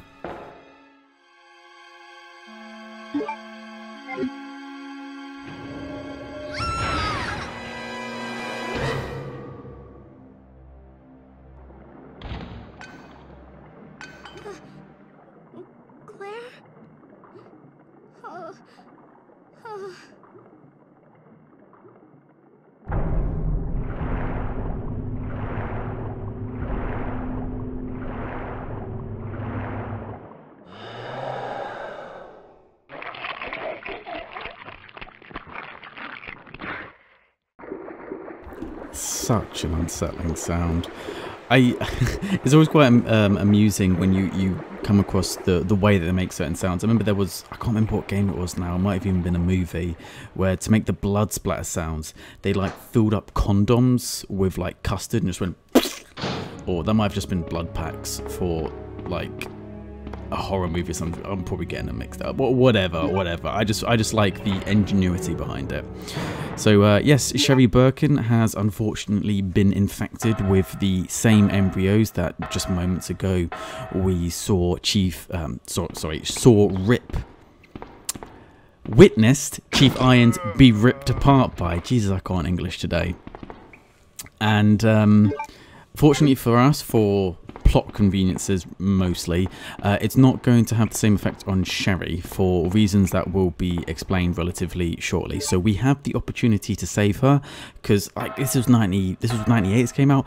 They're not going to murder a fucking kid, especially a kid that's like speaks and is relatively integral to the plot. They couldn't get away with that. Sewer management facts. Use a list of the connecting facility. On the first and third Wednesdays of the month, Angelica Margaret, Chief of Maintenance, will make use of the facilities. Be sure to reduce the moisture levels in the facility by activating the fan, as the equipment she will be using is susceptible to the effects of water vapours.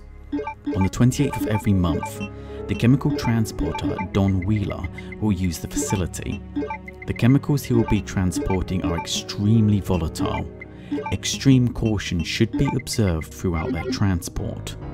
On the 6th and 16th of every month, Police Chief Brian Irons will visit the facility to attend the regular meetings that take place in the lab. On the 4th Friday of every other month, William Birkin will use the facility to conduct a training seminar for the Chicago branch of Umbrella Incorporated. As the probability of an attack upon Dr. Birkin will be high, take every measure conceivable to guard his life. You will be informed of all other potential visitors and times they will arrive as needed. Guide these individuals to their destinations safely.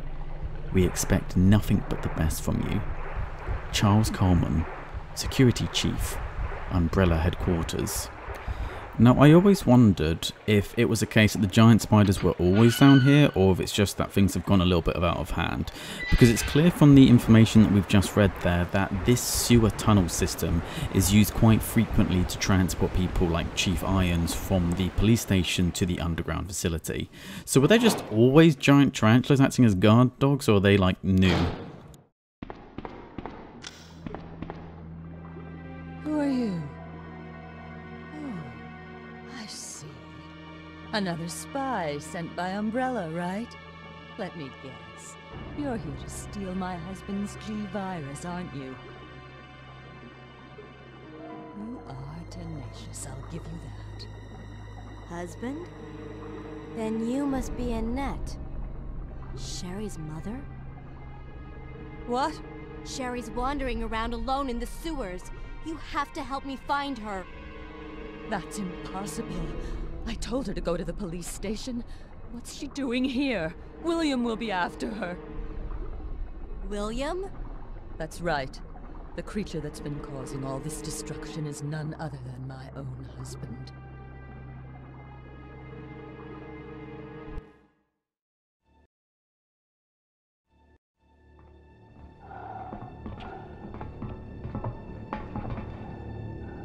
This way. It's sheer perfection. My precious G-Virus. No one will ever take you away from me.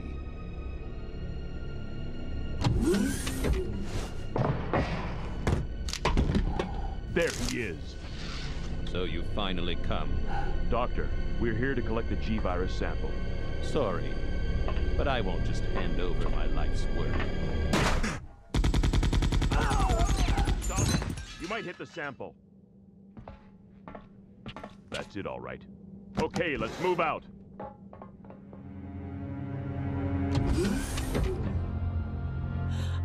William. Oh my. Hold on, darling. I'm taking care of that bullet wound first. Stay here.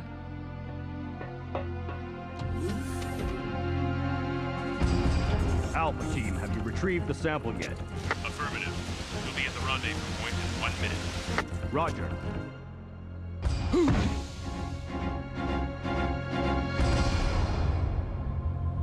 Are you telling me that he injected the G-Virus into his own body? The G-Virus has the ability to revitalize cellular functions. What was that? Something's wrong. Let's check it out. Over there! Shoot it! Eat this, you freak!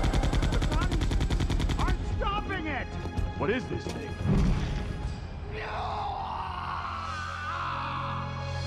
Hurry!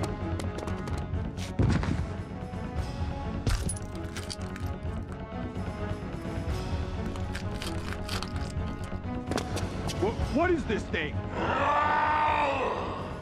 Fire! Fire! Son of a...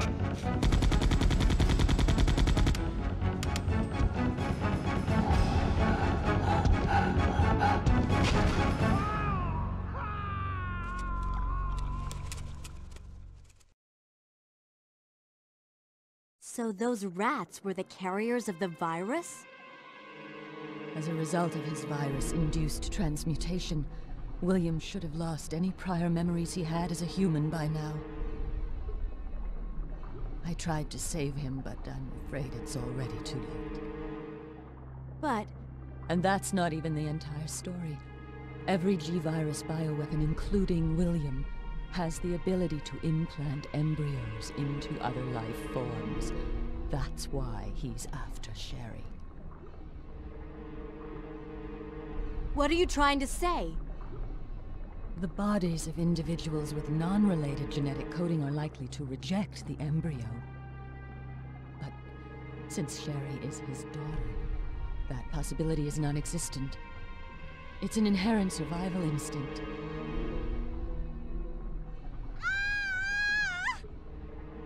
It's Sherry! You go that way.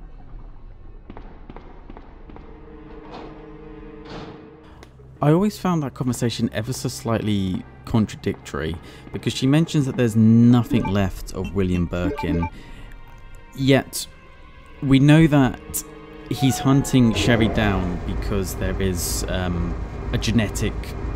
Instinctually they know that they are genetically identical. However, unless they can somehow smell that they're genetically identical, how on earth would the William Birkin monster even be aware of that? Like, surely, even if you're going to make the argument that the humanity of William Birkin is gone, whatever creature he has transformed into is intelligent enough to be able to seek out targets that the embryos will be genetically compatible with, and also able to access the memories of the William Birkin he once was to know that Sherry is genetically compatible with him. I'm probably overthinking it a little bit, because we did just see him go, "My precious G-virus, utter perfection," like he's some kind of villain in some Hammer House horror film from the 30s.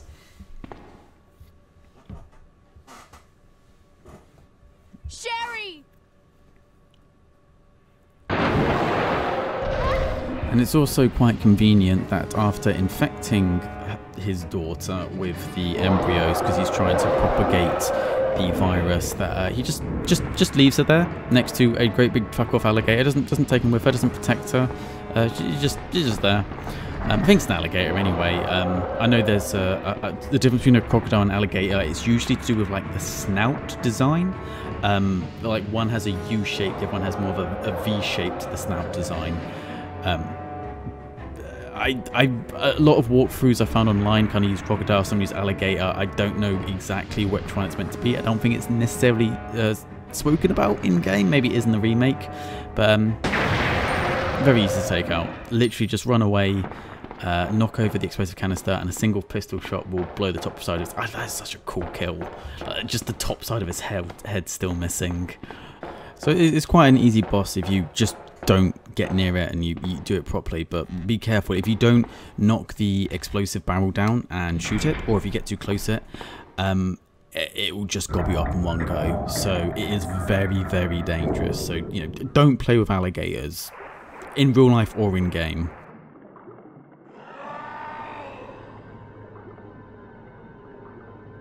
Come on, wake up, Sherry.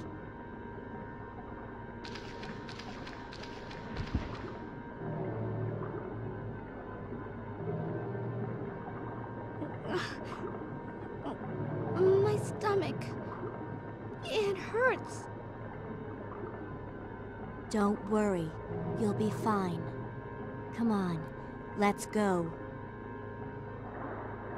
So with Sherry rescued, we're going to pick up the wolf medal that she fell down the garbage chute with. Fortunate for us, the daddy Daddy Birkin isn't sticking around for the time being, so we can just carry onwards and not have to worry about getting ambushed by an individual with more eyes than is usually considered polite in normal society. Move upwards to grab the second medal, and there is a diary here as well. Sewer Manager Diary. June 28th. It's been a while, but I saw Don today, and we talked after completing our work.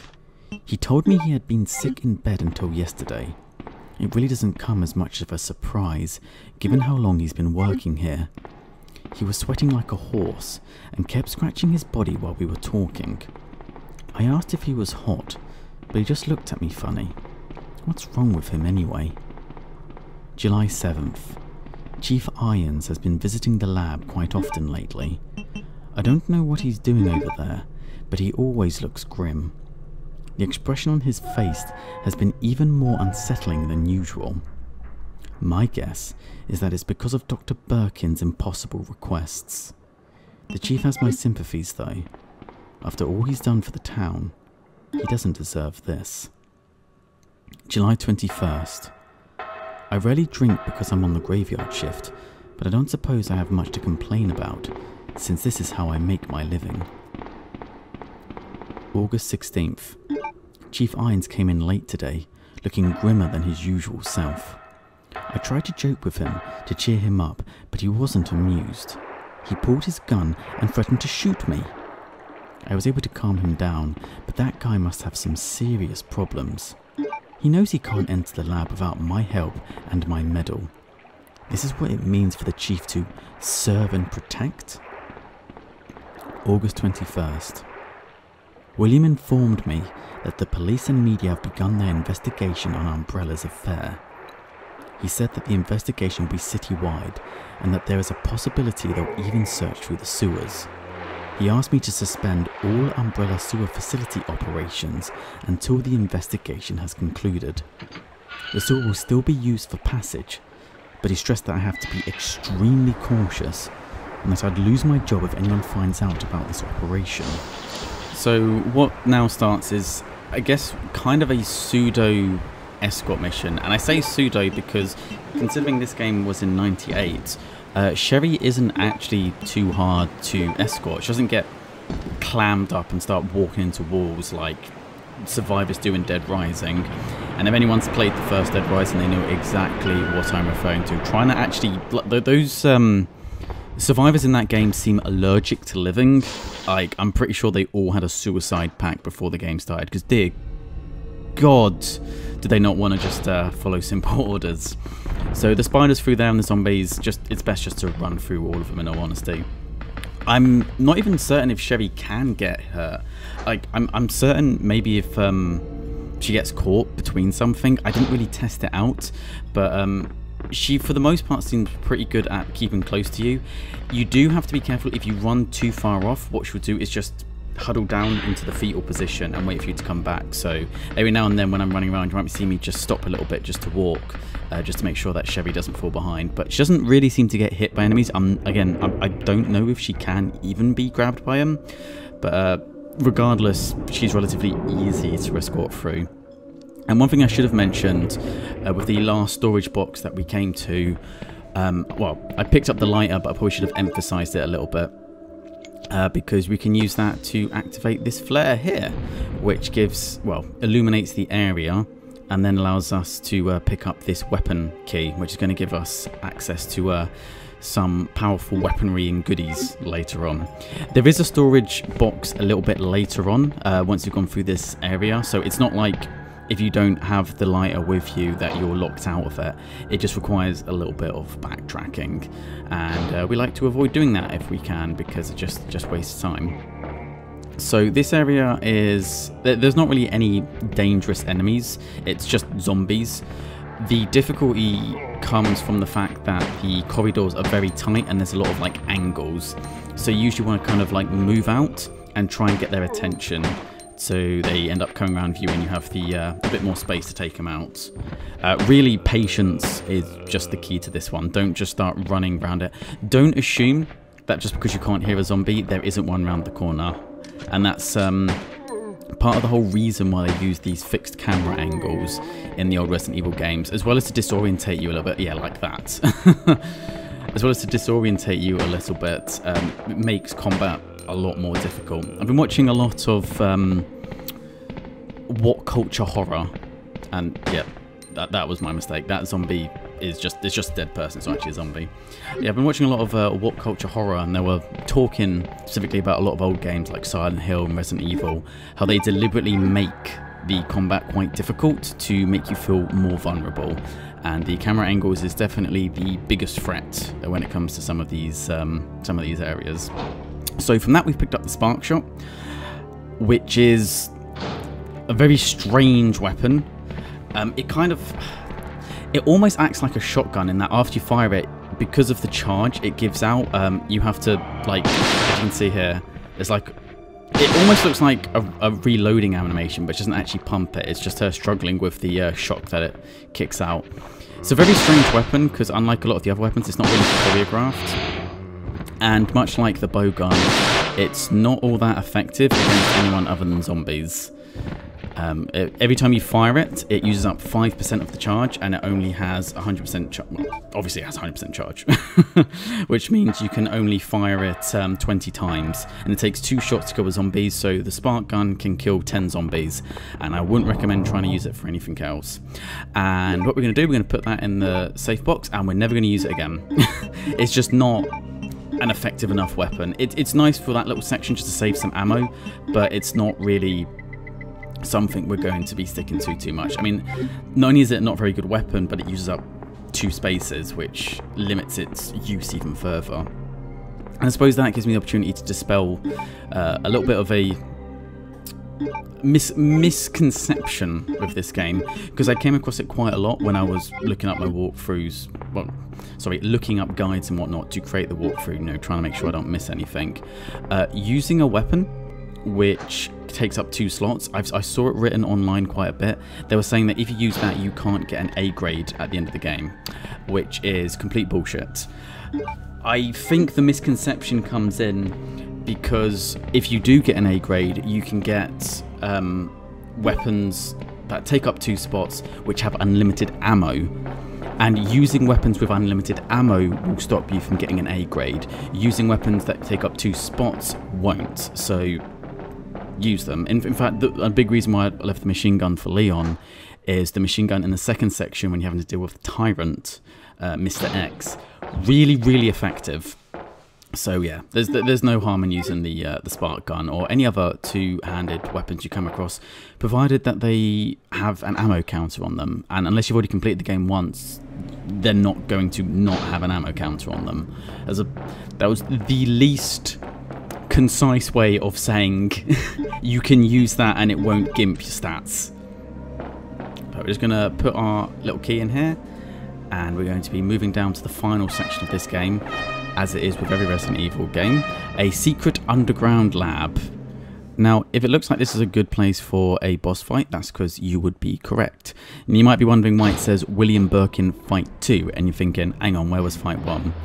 William Birkin, as we've kind of seen already, mutates over the course of this story, meaning that the forms, all of the forms, you have to play through both playthroughs to be able to see everyone in succession. So this is the 2nd out of 5 fights with him. Claire, my stomach hurts. Hang in there, Sherry. Her forehead's burning up. I've got to hurry before the embryos pupate.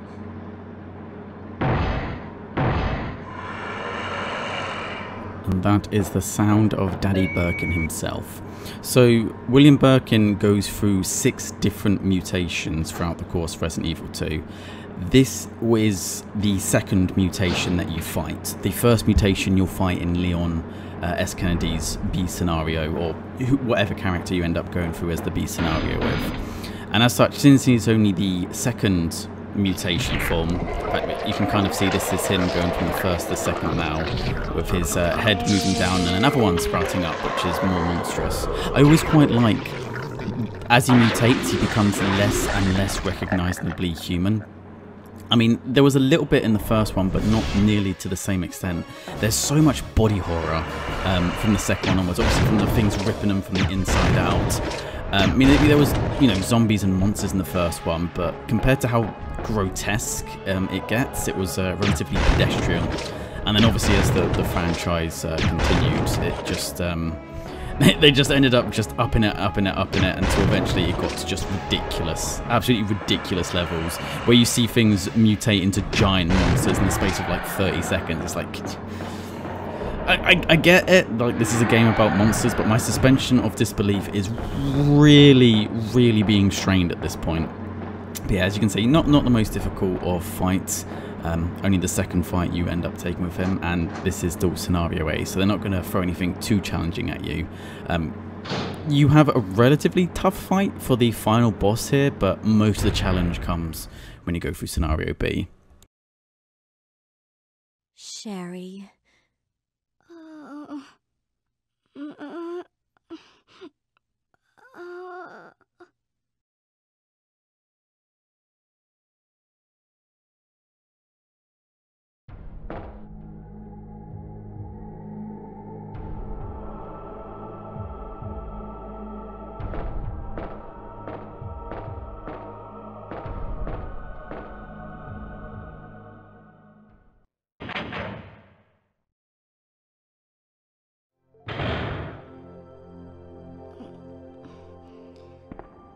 Claire?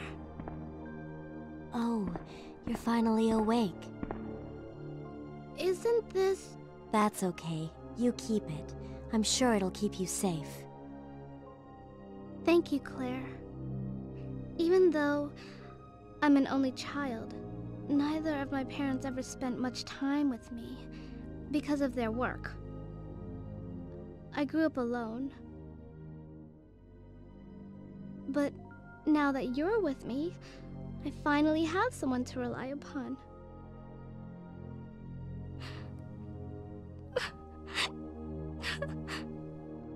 Sherry. Rest here for a bit. I'll be right back, as soon as I found the antidote for you. I'm just going to put it out there. No child in the history of forever has ever spoken like that. Having someone to rely upon. I mean, it's something that I notice quite a lot whenever you have a Japanese property.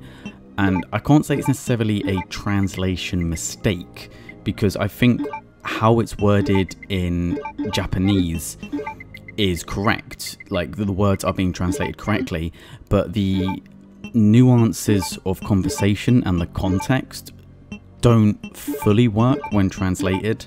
It's like there's certain words that you can't really translate. You have to try and explain what it means. And I say this because I have quite a few bilingual friends. My secondary language skills are not particularly strong, and I've done a little bit just from Duolingo and know a tiny little bit of Japanese just from watching anime, but I wouldn't say I'd be able to hold a strong conversation.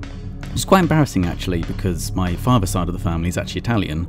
My dad doesn't speak any Italian, just didn't learn it, but my aunties do, my grandparents do, and a New Year's Eve, I think a year or two back, we had a few of our cousins come over from Italy, and they didn't speak any English and we didn't speak any Italian, so we had my auntie try and translate it. But I mean, one thing that I find quite amazing with modern technology is we were able to go out and have fun, mostly through body language, but if ever we were struggling with a little more of the nuances of speaking to someone, we would have our phone to just translate it. And I love the fact that technology has got to that point. I mean, a lot of the time it was just body language of shots, yeah, shots, shots, shots. But it was cool that you could have a conversation with someone without actually speaking their language. And it does make me quite interested. I think in Hitchhiker's Guide to the Galaxy, you have the Babel fish, which, you know, is a bit of a silly concept. You put a fish in your ear and it translates everything. And I think even in like Doctor Who, you have the TARDIS and stuff. The idea that you might one day be able to like understand different language in real time. I mean, probably fair. We can communicate with other people with different languages relatively easy these days. Like, it's one of the benefits of having a little bit more of a global society. And yeah, I've gone off on a massive tangent on that, haven't I? The point I was trying to make is a lot of the dialogue so far has been pretty strong, and I feel as if when they translated it to English, those particular phrases, rather than translating it so that it made more sense in the context of the conversation they were having, they kind of just word for word translated it and then just spoke it out what it meant. And it's a shame because the concept there is strong, you know. Sherry has had a bit of a rough upbringing. If you could just reword it slightly so it has a little bit more of an emotional impact, as it stands, it just comes across as a bit cheesy. Laboratory Security Manual. Security measures in case of an emergency. In the instance of an uncontainable biohazardous breakout, all security measures will be directed towards the underground transport facility. In the instance that any abnormalities are detected among cargo in transit, all materials will automatically be transported from the loading zone to the designated high-speed train, at which point all materials will be isolated and disposed of immediately. In the instance of a Class 1 emergency, the entire train will be purged and disposed of without delay. In the instance that the lab itself becomes contaminated, the northernmost route currently used to transport materials to and from the facility will be designated as the emergency escape route. This route will secure passage to the relay point outside the city limits. Disclosure about any information regarding research conducted here, or the existence of this facility, is strictly prohibited. Since it is top priority to keep all research classified, escape access may be denied under certain extenuating circumstances. And there was just a little note there also just to say that when you go to put in the code, just write guest, and that is the password, because, you know, we're breaking so many ethical guidelines right now, but we're not going to make it difficult to break into our server. Why would we put a proper password in? I've worked for a few laboratories in the past, and I'm amazed at how IT illiterate scientists are. Maybe it was just I've had an unfortunate experience with them, but yeah, trying to teach someone how to use Excel who has a PhD in biophysics, that was an interesting concept. But yeah, we've activated through that, and as you would perhaps expect, these plant-based enemies are most susceptible to fire, so fire grenades are the best way to deal with them. There is a terminal around here that allows you to release a type of gas into the system, which I would advise against. What that ends up doing is the enemies you fight as Claire are weaker, but when you come through to fight them as Leon in scenario B, they are stronger. So if you're only looking to play through the first scenario and you have no interest in playing through scenario B for whatever reason, that motherfucker always scares the crap out of me. Then by all means go for it. But if you are planning on going through both of them, then do not do it. As I've mentioned and probably laboured the point at this time, Leon B is significantly tougher, so we don't want to make it any more difficult. And these are some slightly upgraded liquors, as you can see from their different models and different skin colour. So even with acid rounds, they take 2 shots to take out. But yeah, try to use, for this section, flame rounds to take out the plant-based enemies and acid rounds to take out the liquors, which, you know, is kind of obvious, I know, but you'll be surprised. I've had a few friends who aren't particularly gamers, and I've been trying to get them into the gaming sphere, and I don't explain certain things, like I don't want a backseat game, but there's certain things that are just so blatantly obvious that they're messing up, and it's just like, is it because you're bad at games, or are you just stupid? That sounds really mean to say. So once we've gone through that, make sure you take the weapon locker key. We're going to be making use of that relatively soon. And this whole area is kind of frozen over because I believe some of the liquid nitrogen and whatnot has managed to escape through. And here's where we use the weapon box key. If it... I tried to go ahead. I tried to use it straight from the inventory, but it wanted me to actually activate the locker first. And for Claire, all it does is give us some more grenade rounds. So if we ended up missing it earlier, it's not a huge, it's like 12 grenade rounds. Like, if you've been quite conservative with your ammunition up until this point, you can get away with not using it. In fact, you could probably just grenade these zombies. We have so much ammunition at this point, and we are very firmly in the end game. In fact, we have loads of bowgun ammo as well. I've always... see, again, to go on a tangent, just because I'm thinking of the Resident Evil 2 remake, one thing, I mean, it's a really good game, and I would highly recommend it, but one thing that really bugged me is you can shoot a zombie square in the head, and it won't die. Like, it will still take 4 or 5 headshots to go down. And I always wondered back with these old Resident Evil games, like, why the hell are you not shooting them in the head? Like, you know, like, in the Resident Evil universe, they don't call them walkers or munchers or some other tired, you know, some weird name because they're trying anything to stop from saying zombies. They will say zombies, just straight out. So in this universe, we know that there's enough pop culture around that they know what a zombie is. So shoot it in the fucking head, man. And I would really like there to, I mean, maybe there already exists some kind of indie game that I'm unaware of, but a game which is designed specifically with the ammunition being so incredibly tight that unless you headshot everything, you will run out of ammo. But if you do headshot an enemy, it is a one-hit kill. In fact, I think the most egregious example I came of it, there was a on-rail-like shooter called The Umbrella Chronicles on the Wii. Shoot him in the head, won't kill him in one hit. You have to shoot them directly in the temple, and then it will flash red for a moment. But the aiming is so finicky that it's almost like pixel perfect precision. So you have to kind of play it a little bit to try and get your hand in the right movement to be able to pull off these headshots. And I'm just like, I'm shooting him in the head. It should be fine. I know there's people throughout history that survived headshots, but they are the exception, not the rule.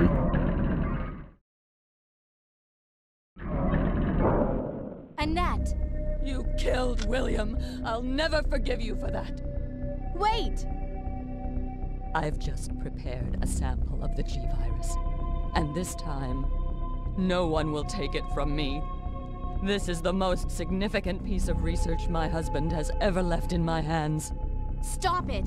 Sherry's in serious trouble. William implanted her with his embryos. There's no telling when they'll pupate. And if that happens, then Sherry won't... What? William...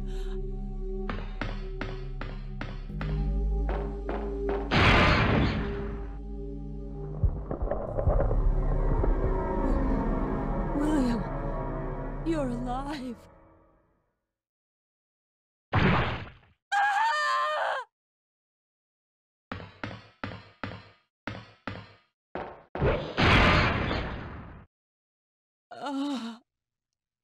William is still alive. He's getting stronger with each skin he casts off. Sherry! Tell me what I need to know. How can I save Sherry? I have detailed information. Everything you need to know to prepare the antidote is right here.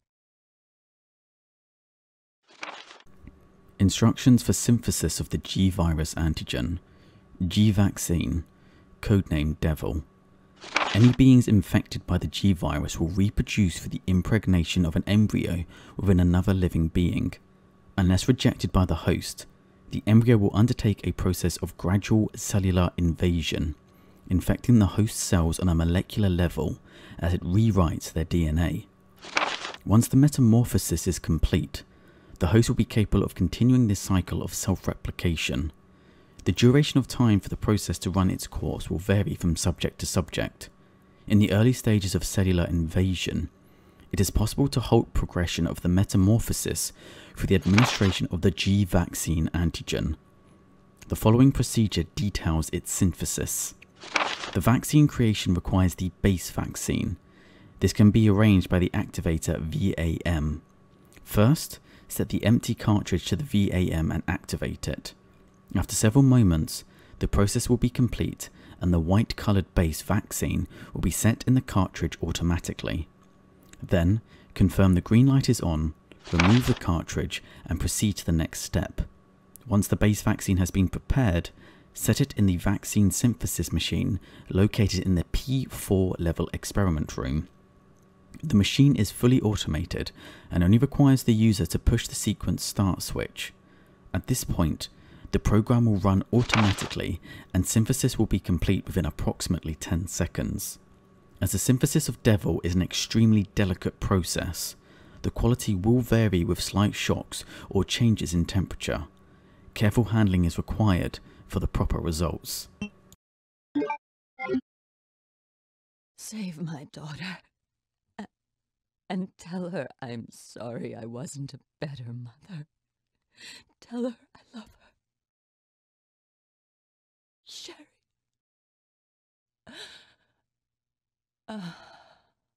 Annette! The self-destruct sequence has been activated. Repeat, the self-destruct sequence has been activated. This sequence may not be aborted. All employees proceed to the emergency car at the bottom platform. So despite acting quite irrationally in her final moments, Annette has a little bit of a redemption towards the end. She tends to act a lot more understanding towards Claire than she does to either Leon or Ada Wong in the other scenario. But given the context surrounding that, I suppose kind of understanding. I mean, you are literally trying to look after her daughter. And I think it's quite good, quick thinking on Claire's behalf, as Annette points a gun at her, to try and remind her of her daughter, to basically defuse the situation. Very intelligent of her. Although she had a grenade launcher, so she was going to win that gunfight anyway. So there's a moth in here, and some of its larvae, and which acts quite strange. Just give it a few shots of the grenade launcher and deal with, and then the normal grenades are quite good at dealing with the insects on the computer. Just give it one blast, takes them all out. Otherwise it will say, I can't reach the keyboard, there's insects in the way, because apparently you can't just knock them out of the way. And apparently shooting them with a grenade launcher doesn't just blow up the keyboard, which is very fortunate for us. Now, as you'll recall from the previous note that we picked up as we came to the first time we came to this lab section, the password is just guest, so just type that in, and that will then register your fingerprint. So now we are officially a guest employee here, which means we'll be able to activate one of the rooms upstairs. In fact, two of the rooms upstairs specifically. So we're just going to make our way back through there now. And if we didn't already know that we're in the end game of RE2, the fact that there's a self-destruct sequence activating, I mean, that's usually the that's how, again, final labs, self-destruct sequences, that's how they usually end.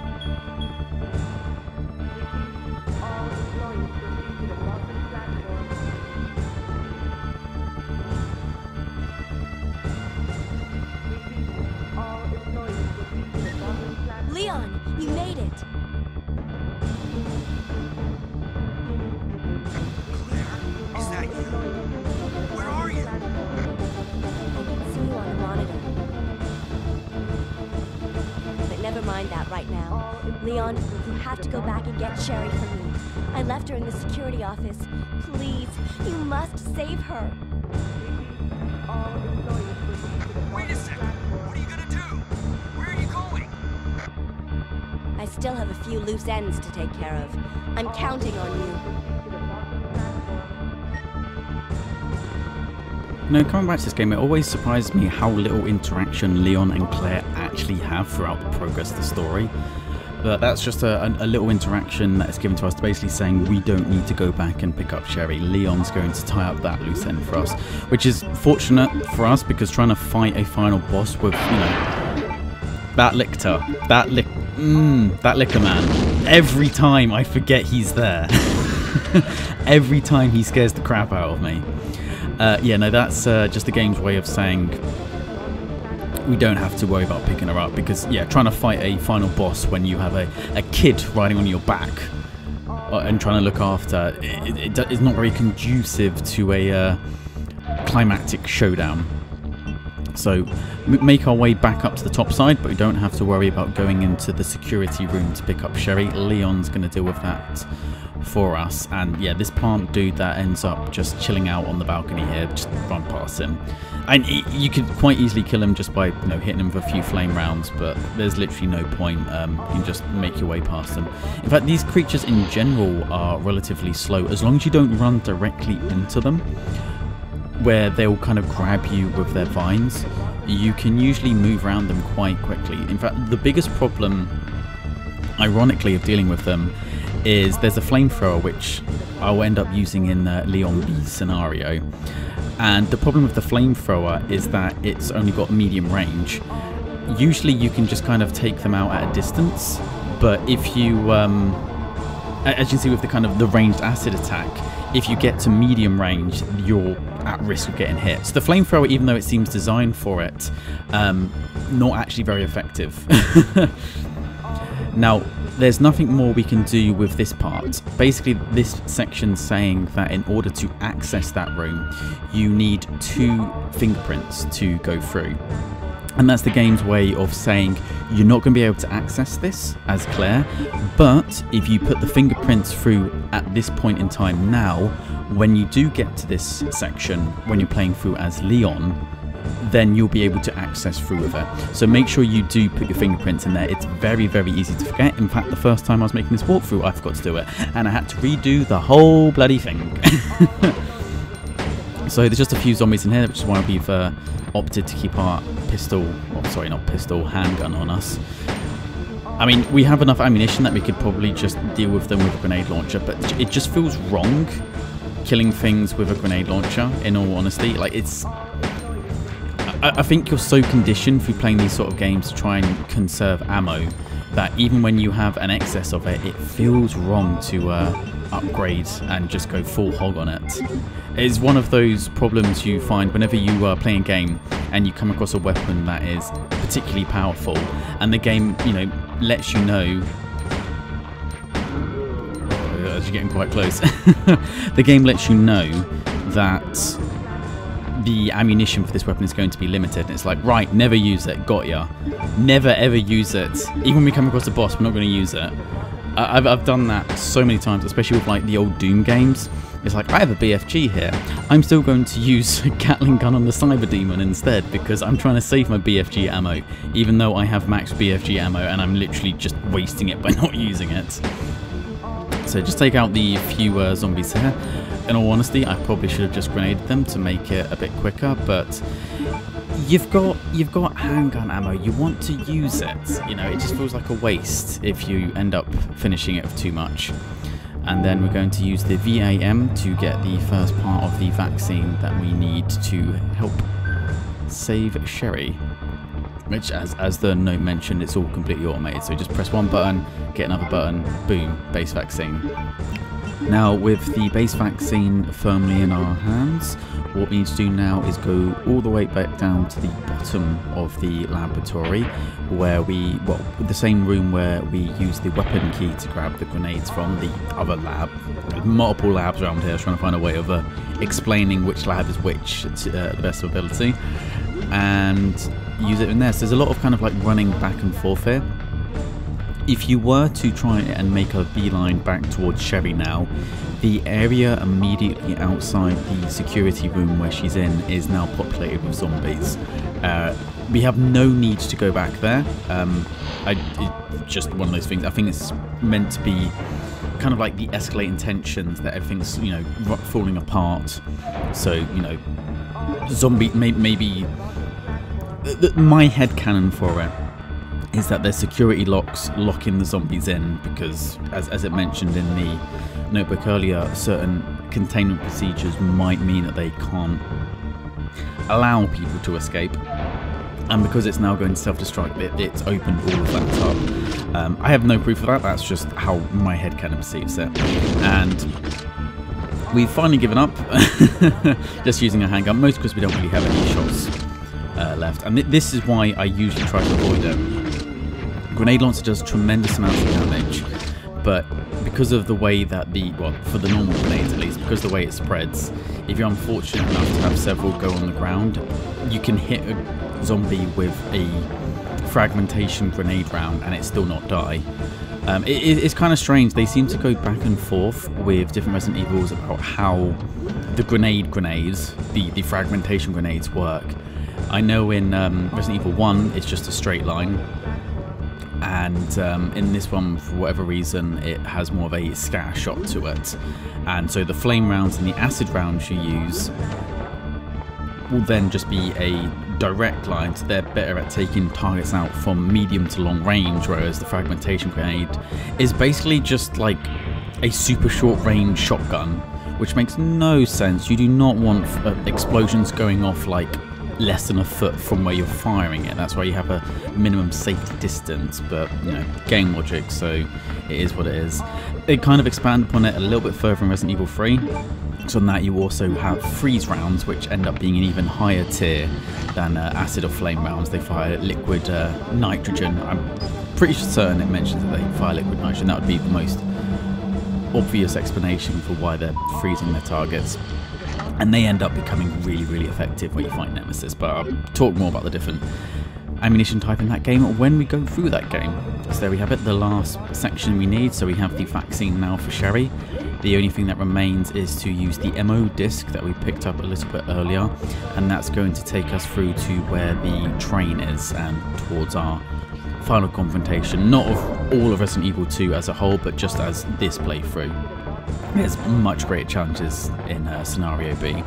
So just mosey on over. We could have used the bow gun to take those zombies out, but it's just a faff, isn't it? Might as well just stick to the grenade launcher. It's usually what I like to do in games where you do have it. Obviously, when you go through Leon, you don't have access to the grenade launcher. You have a shotgun and a magnum instead, so you can't make use of that. But usually towards the end game, I just have a grenade launcher and then all different ammunition for it, because the grenade launcher in this weapon, and also in Resident Evil 3, can hold an unlimited amount of ammo in its actual capacity. So as you can see, that grenade launcher is holding 23 rounds, whereas in the first one it can only hold 6, which ends up taking up even more space. So it actually becomes, not only is it an effective weapon, the grenade launcher, but is really space efficient as well. So it is a really useful end game sort of weapon.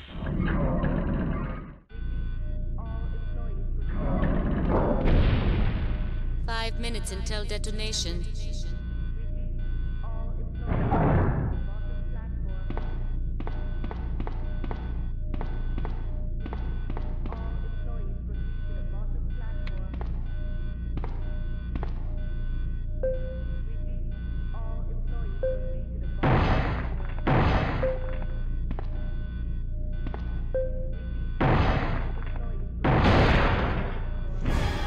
And there is William Birkin's third form, and this is the only form that you end up having to fight in both Clare, Redfield and Leon's playthrough.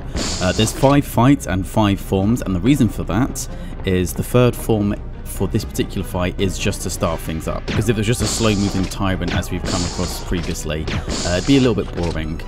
So much the same as you take out the tyrant in the first game, and when we fought his previous form, just keep your distance and keep shooting.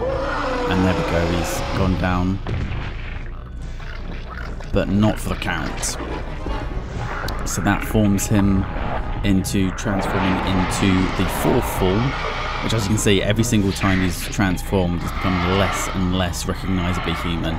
This is kind of like the dog form, as it were, which can be kind of tricky. The way to deal with this guy is to keep a medium distance from him, and I'll kind of explain that as the fight goes on. So as he jumps up here, trust me, I've tried it. If you try shooting with a grenade launcher, it won't hit. What you want to do is really just shoot him once and move. He's a lot more dangerous now in the previous form. So, and unfortunately we don't have the quick turn in Resident Evil 2. So shoot him once, move a little bit, because you only really have enough time to get one shot off before he does a bit of a leap attack. And as you can see there, that was quite close. If it was a little bit closer, he would have done this kind of gouge attack. And the reason I say you want to move a little bit but not too far, as you can see, I'm just sort of slowly walking away and waiting for his next leap here. If you run too far away, he starts just sprinting after you, and it's almost impossible to avoid the attack. So you want to keep a medium distance and really try and time those jumps. That's the main way he attacks, is by he'll walk slowly, slowly, slowly, and then do a bit of a leap attack to try and catch you off guard. So be basically prepared for that. So as I said, one shot, move on, wait for the leap attack as it comes in, turn around, then shoot him, and he is down. So yeah, not awful if you know what he's doing, but because of those leap attacks, it's very easy to get yourself kind of stun locked in a way where you just keep getting gored by him, and he does, as you can imagine from the final boss, tremendous freaking damage, and you'll go down, you'll get completely eviscerated quickly if you let him have his way with you. So just keep your distance, keep shooting, don't just keep pumping attacks and just keep you know, having your finger on the trigger and just mashing the button. Try to be a little bit more methodical with it, and you shouldn't have too much difficulty with them. And now we're just the final little run section to the train, and we are finished.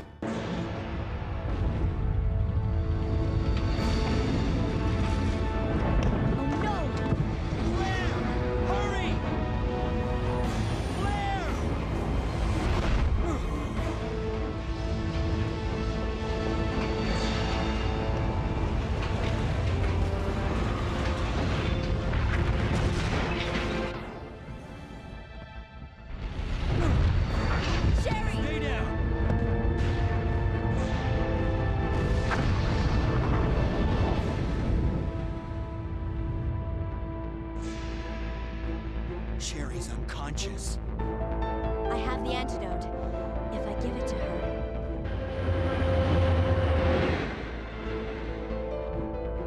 Claire, what's happened? Not now. Come on, Sherry, wake up. Wake up. Please wake up. Claire? Where am I? It worked! Oh, Sherry, you're gonna be okay. Thanks, Claire. It's over. No. I have to find my brother. You're right. This is just the beginning.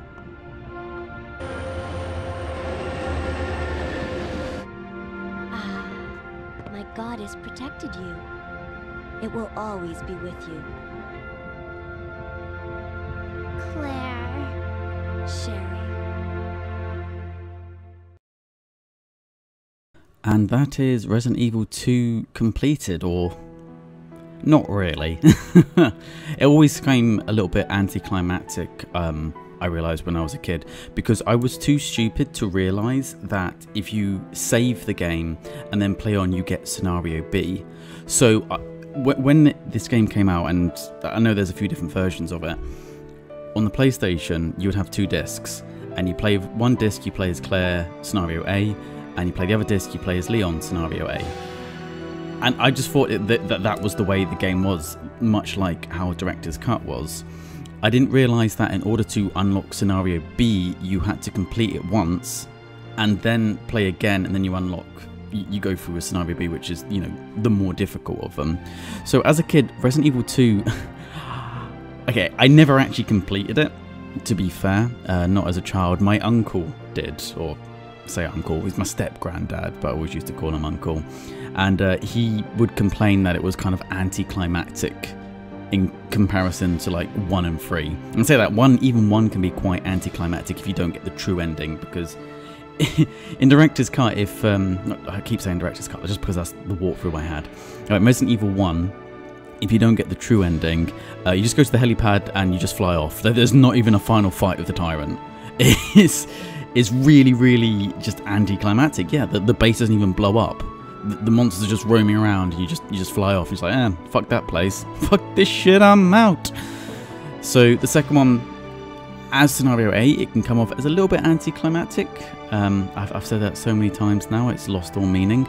Because it is a final boss, but it's not that tough compared to some of the other ones you come across. And that's because they very much, as you would expect, put all of the heavyweight enemies and all of the main challenge in the second part for those interested. So this is basically easy mode, and then scenario B is hard mode, which is a really intelligent way of doing it, and also adding more gameplay to it, as opposed to, you know, just enemies dealing more damage or taking more damage or having less ammunition. You know, a little bit more depth to it than just arbitrary changing of numbers. But that is us complete. Thank you thank you so much for taking your time to watch 2+ hours of me rambling over a 2-decade-plus old game. I genuinely really appreciate it. There's no way to say that without it sounding so artificial, but it's true. So yeah, that is us done. Because we completed the game in under 2.5 hours, because we didn't use any saves, and because we didn't use any first aid sprays, we are awarded the covetous A ranking grade. Total time 1:46:45. So yeah, we were well under the 2.5 hours needed. And as a result for that, we unlock the unlimited bazooka, which we will have access to in Leon B's Scenario B walkthrough, which you'll see when I go to the storage box. But we're not going to use it because that would ruin it. But yes, thank you very much. Bye-bye.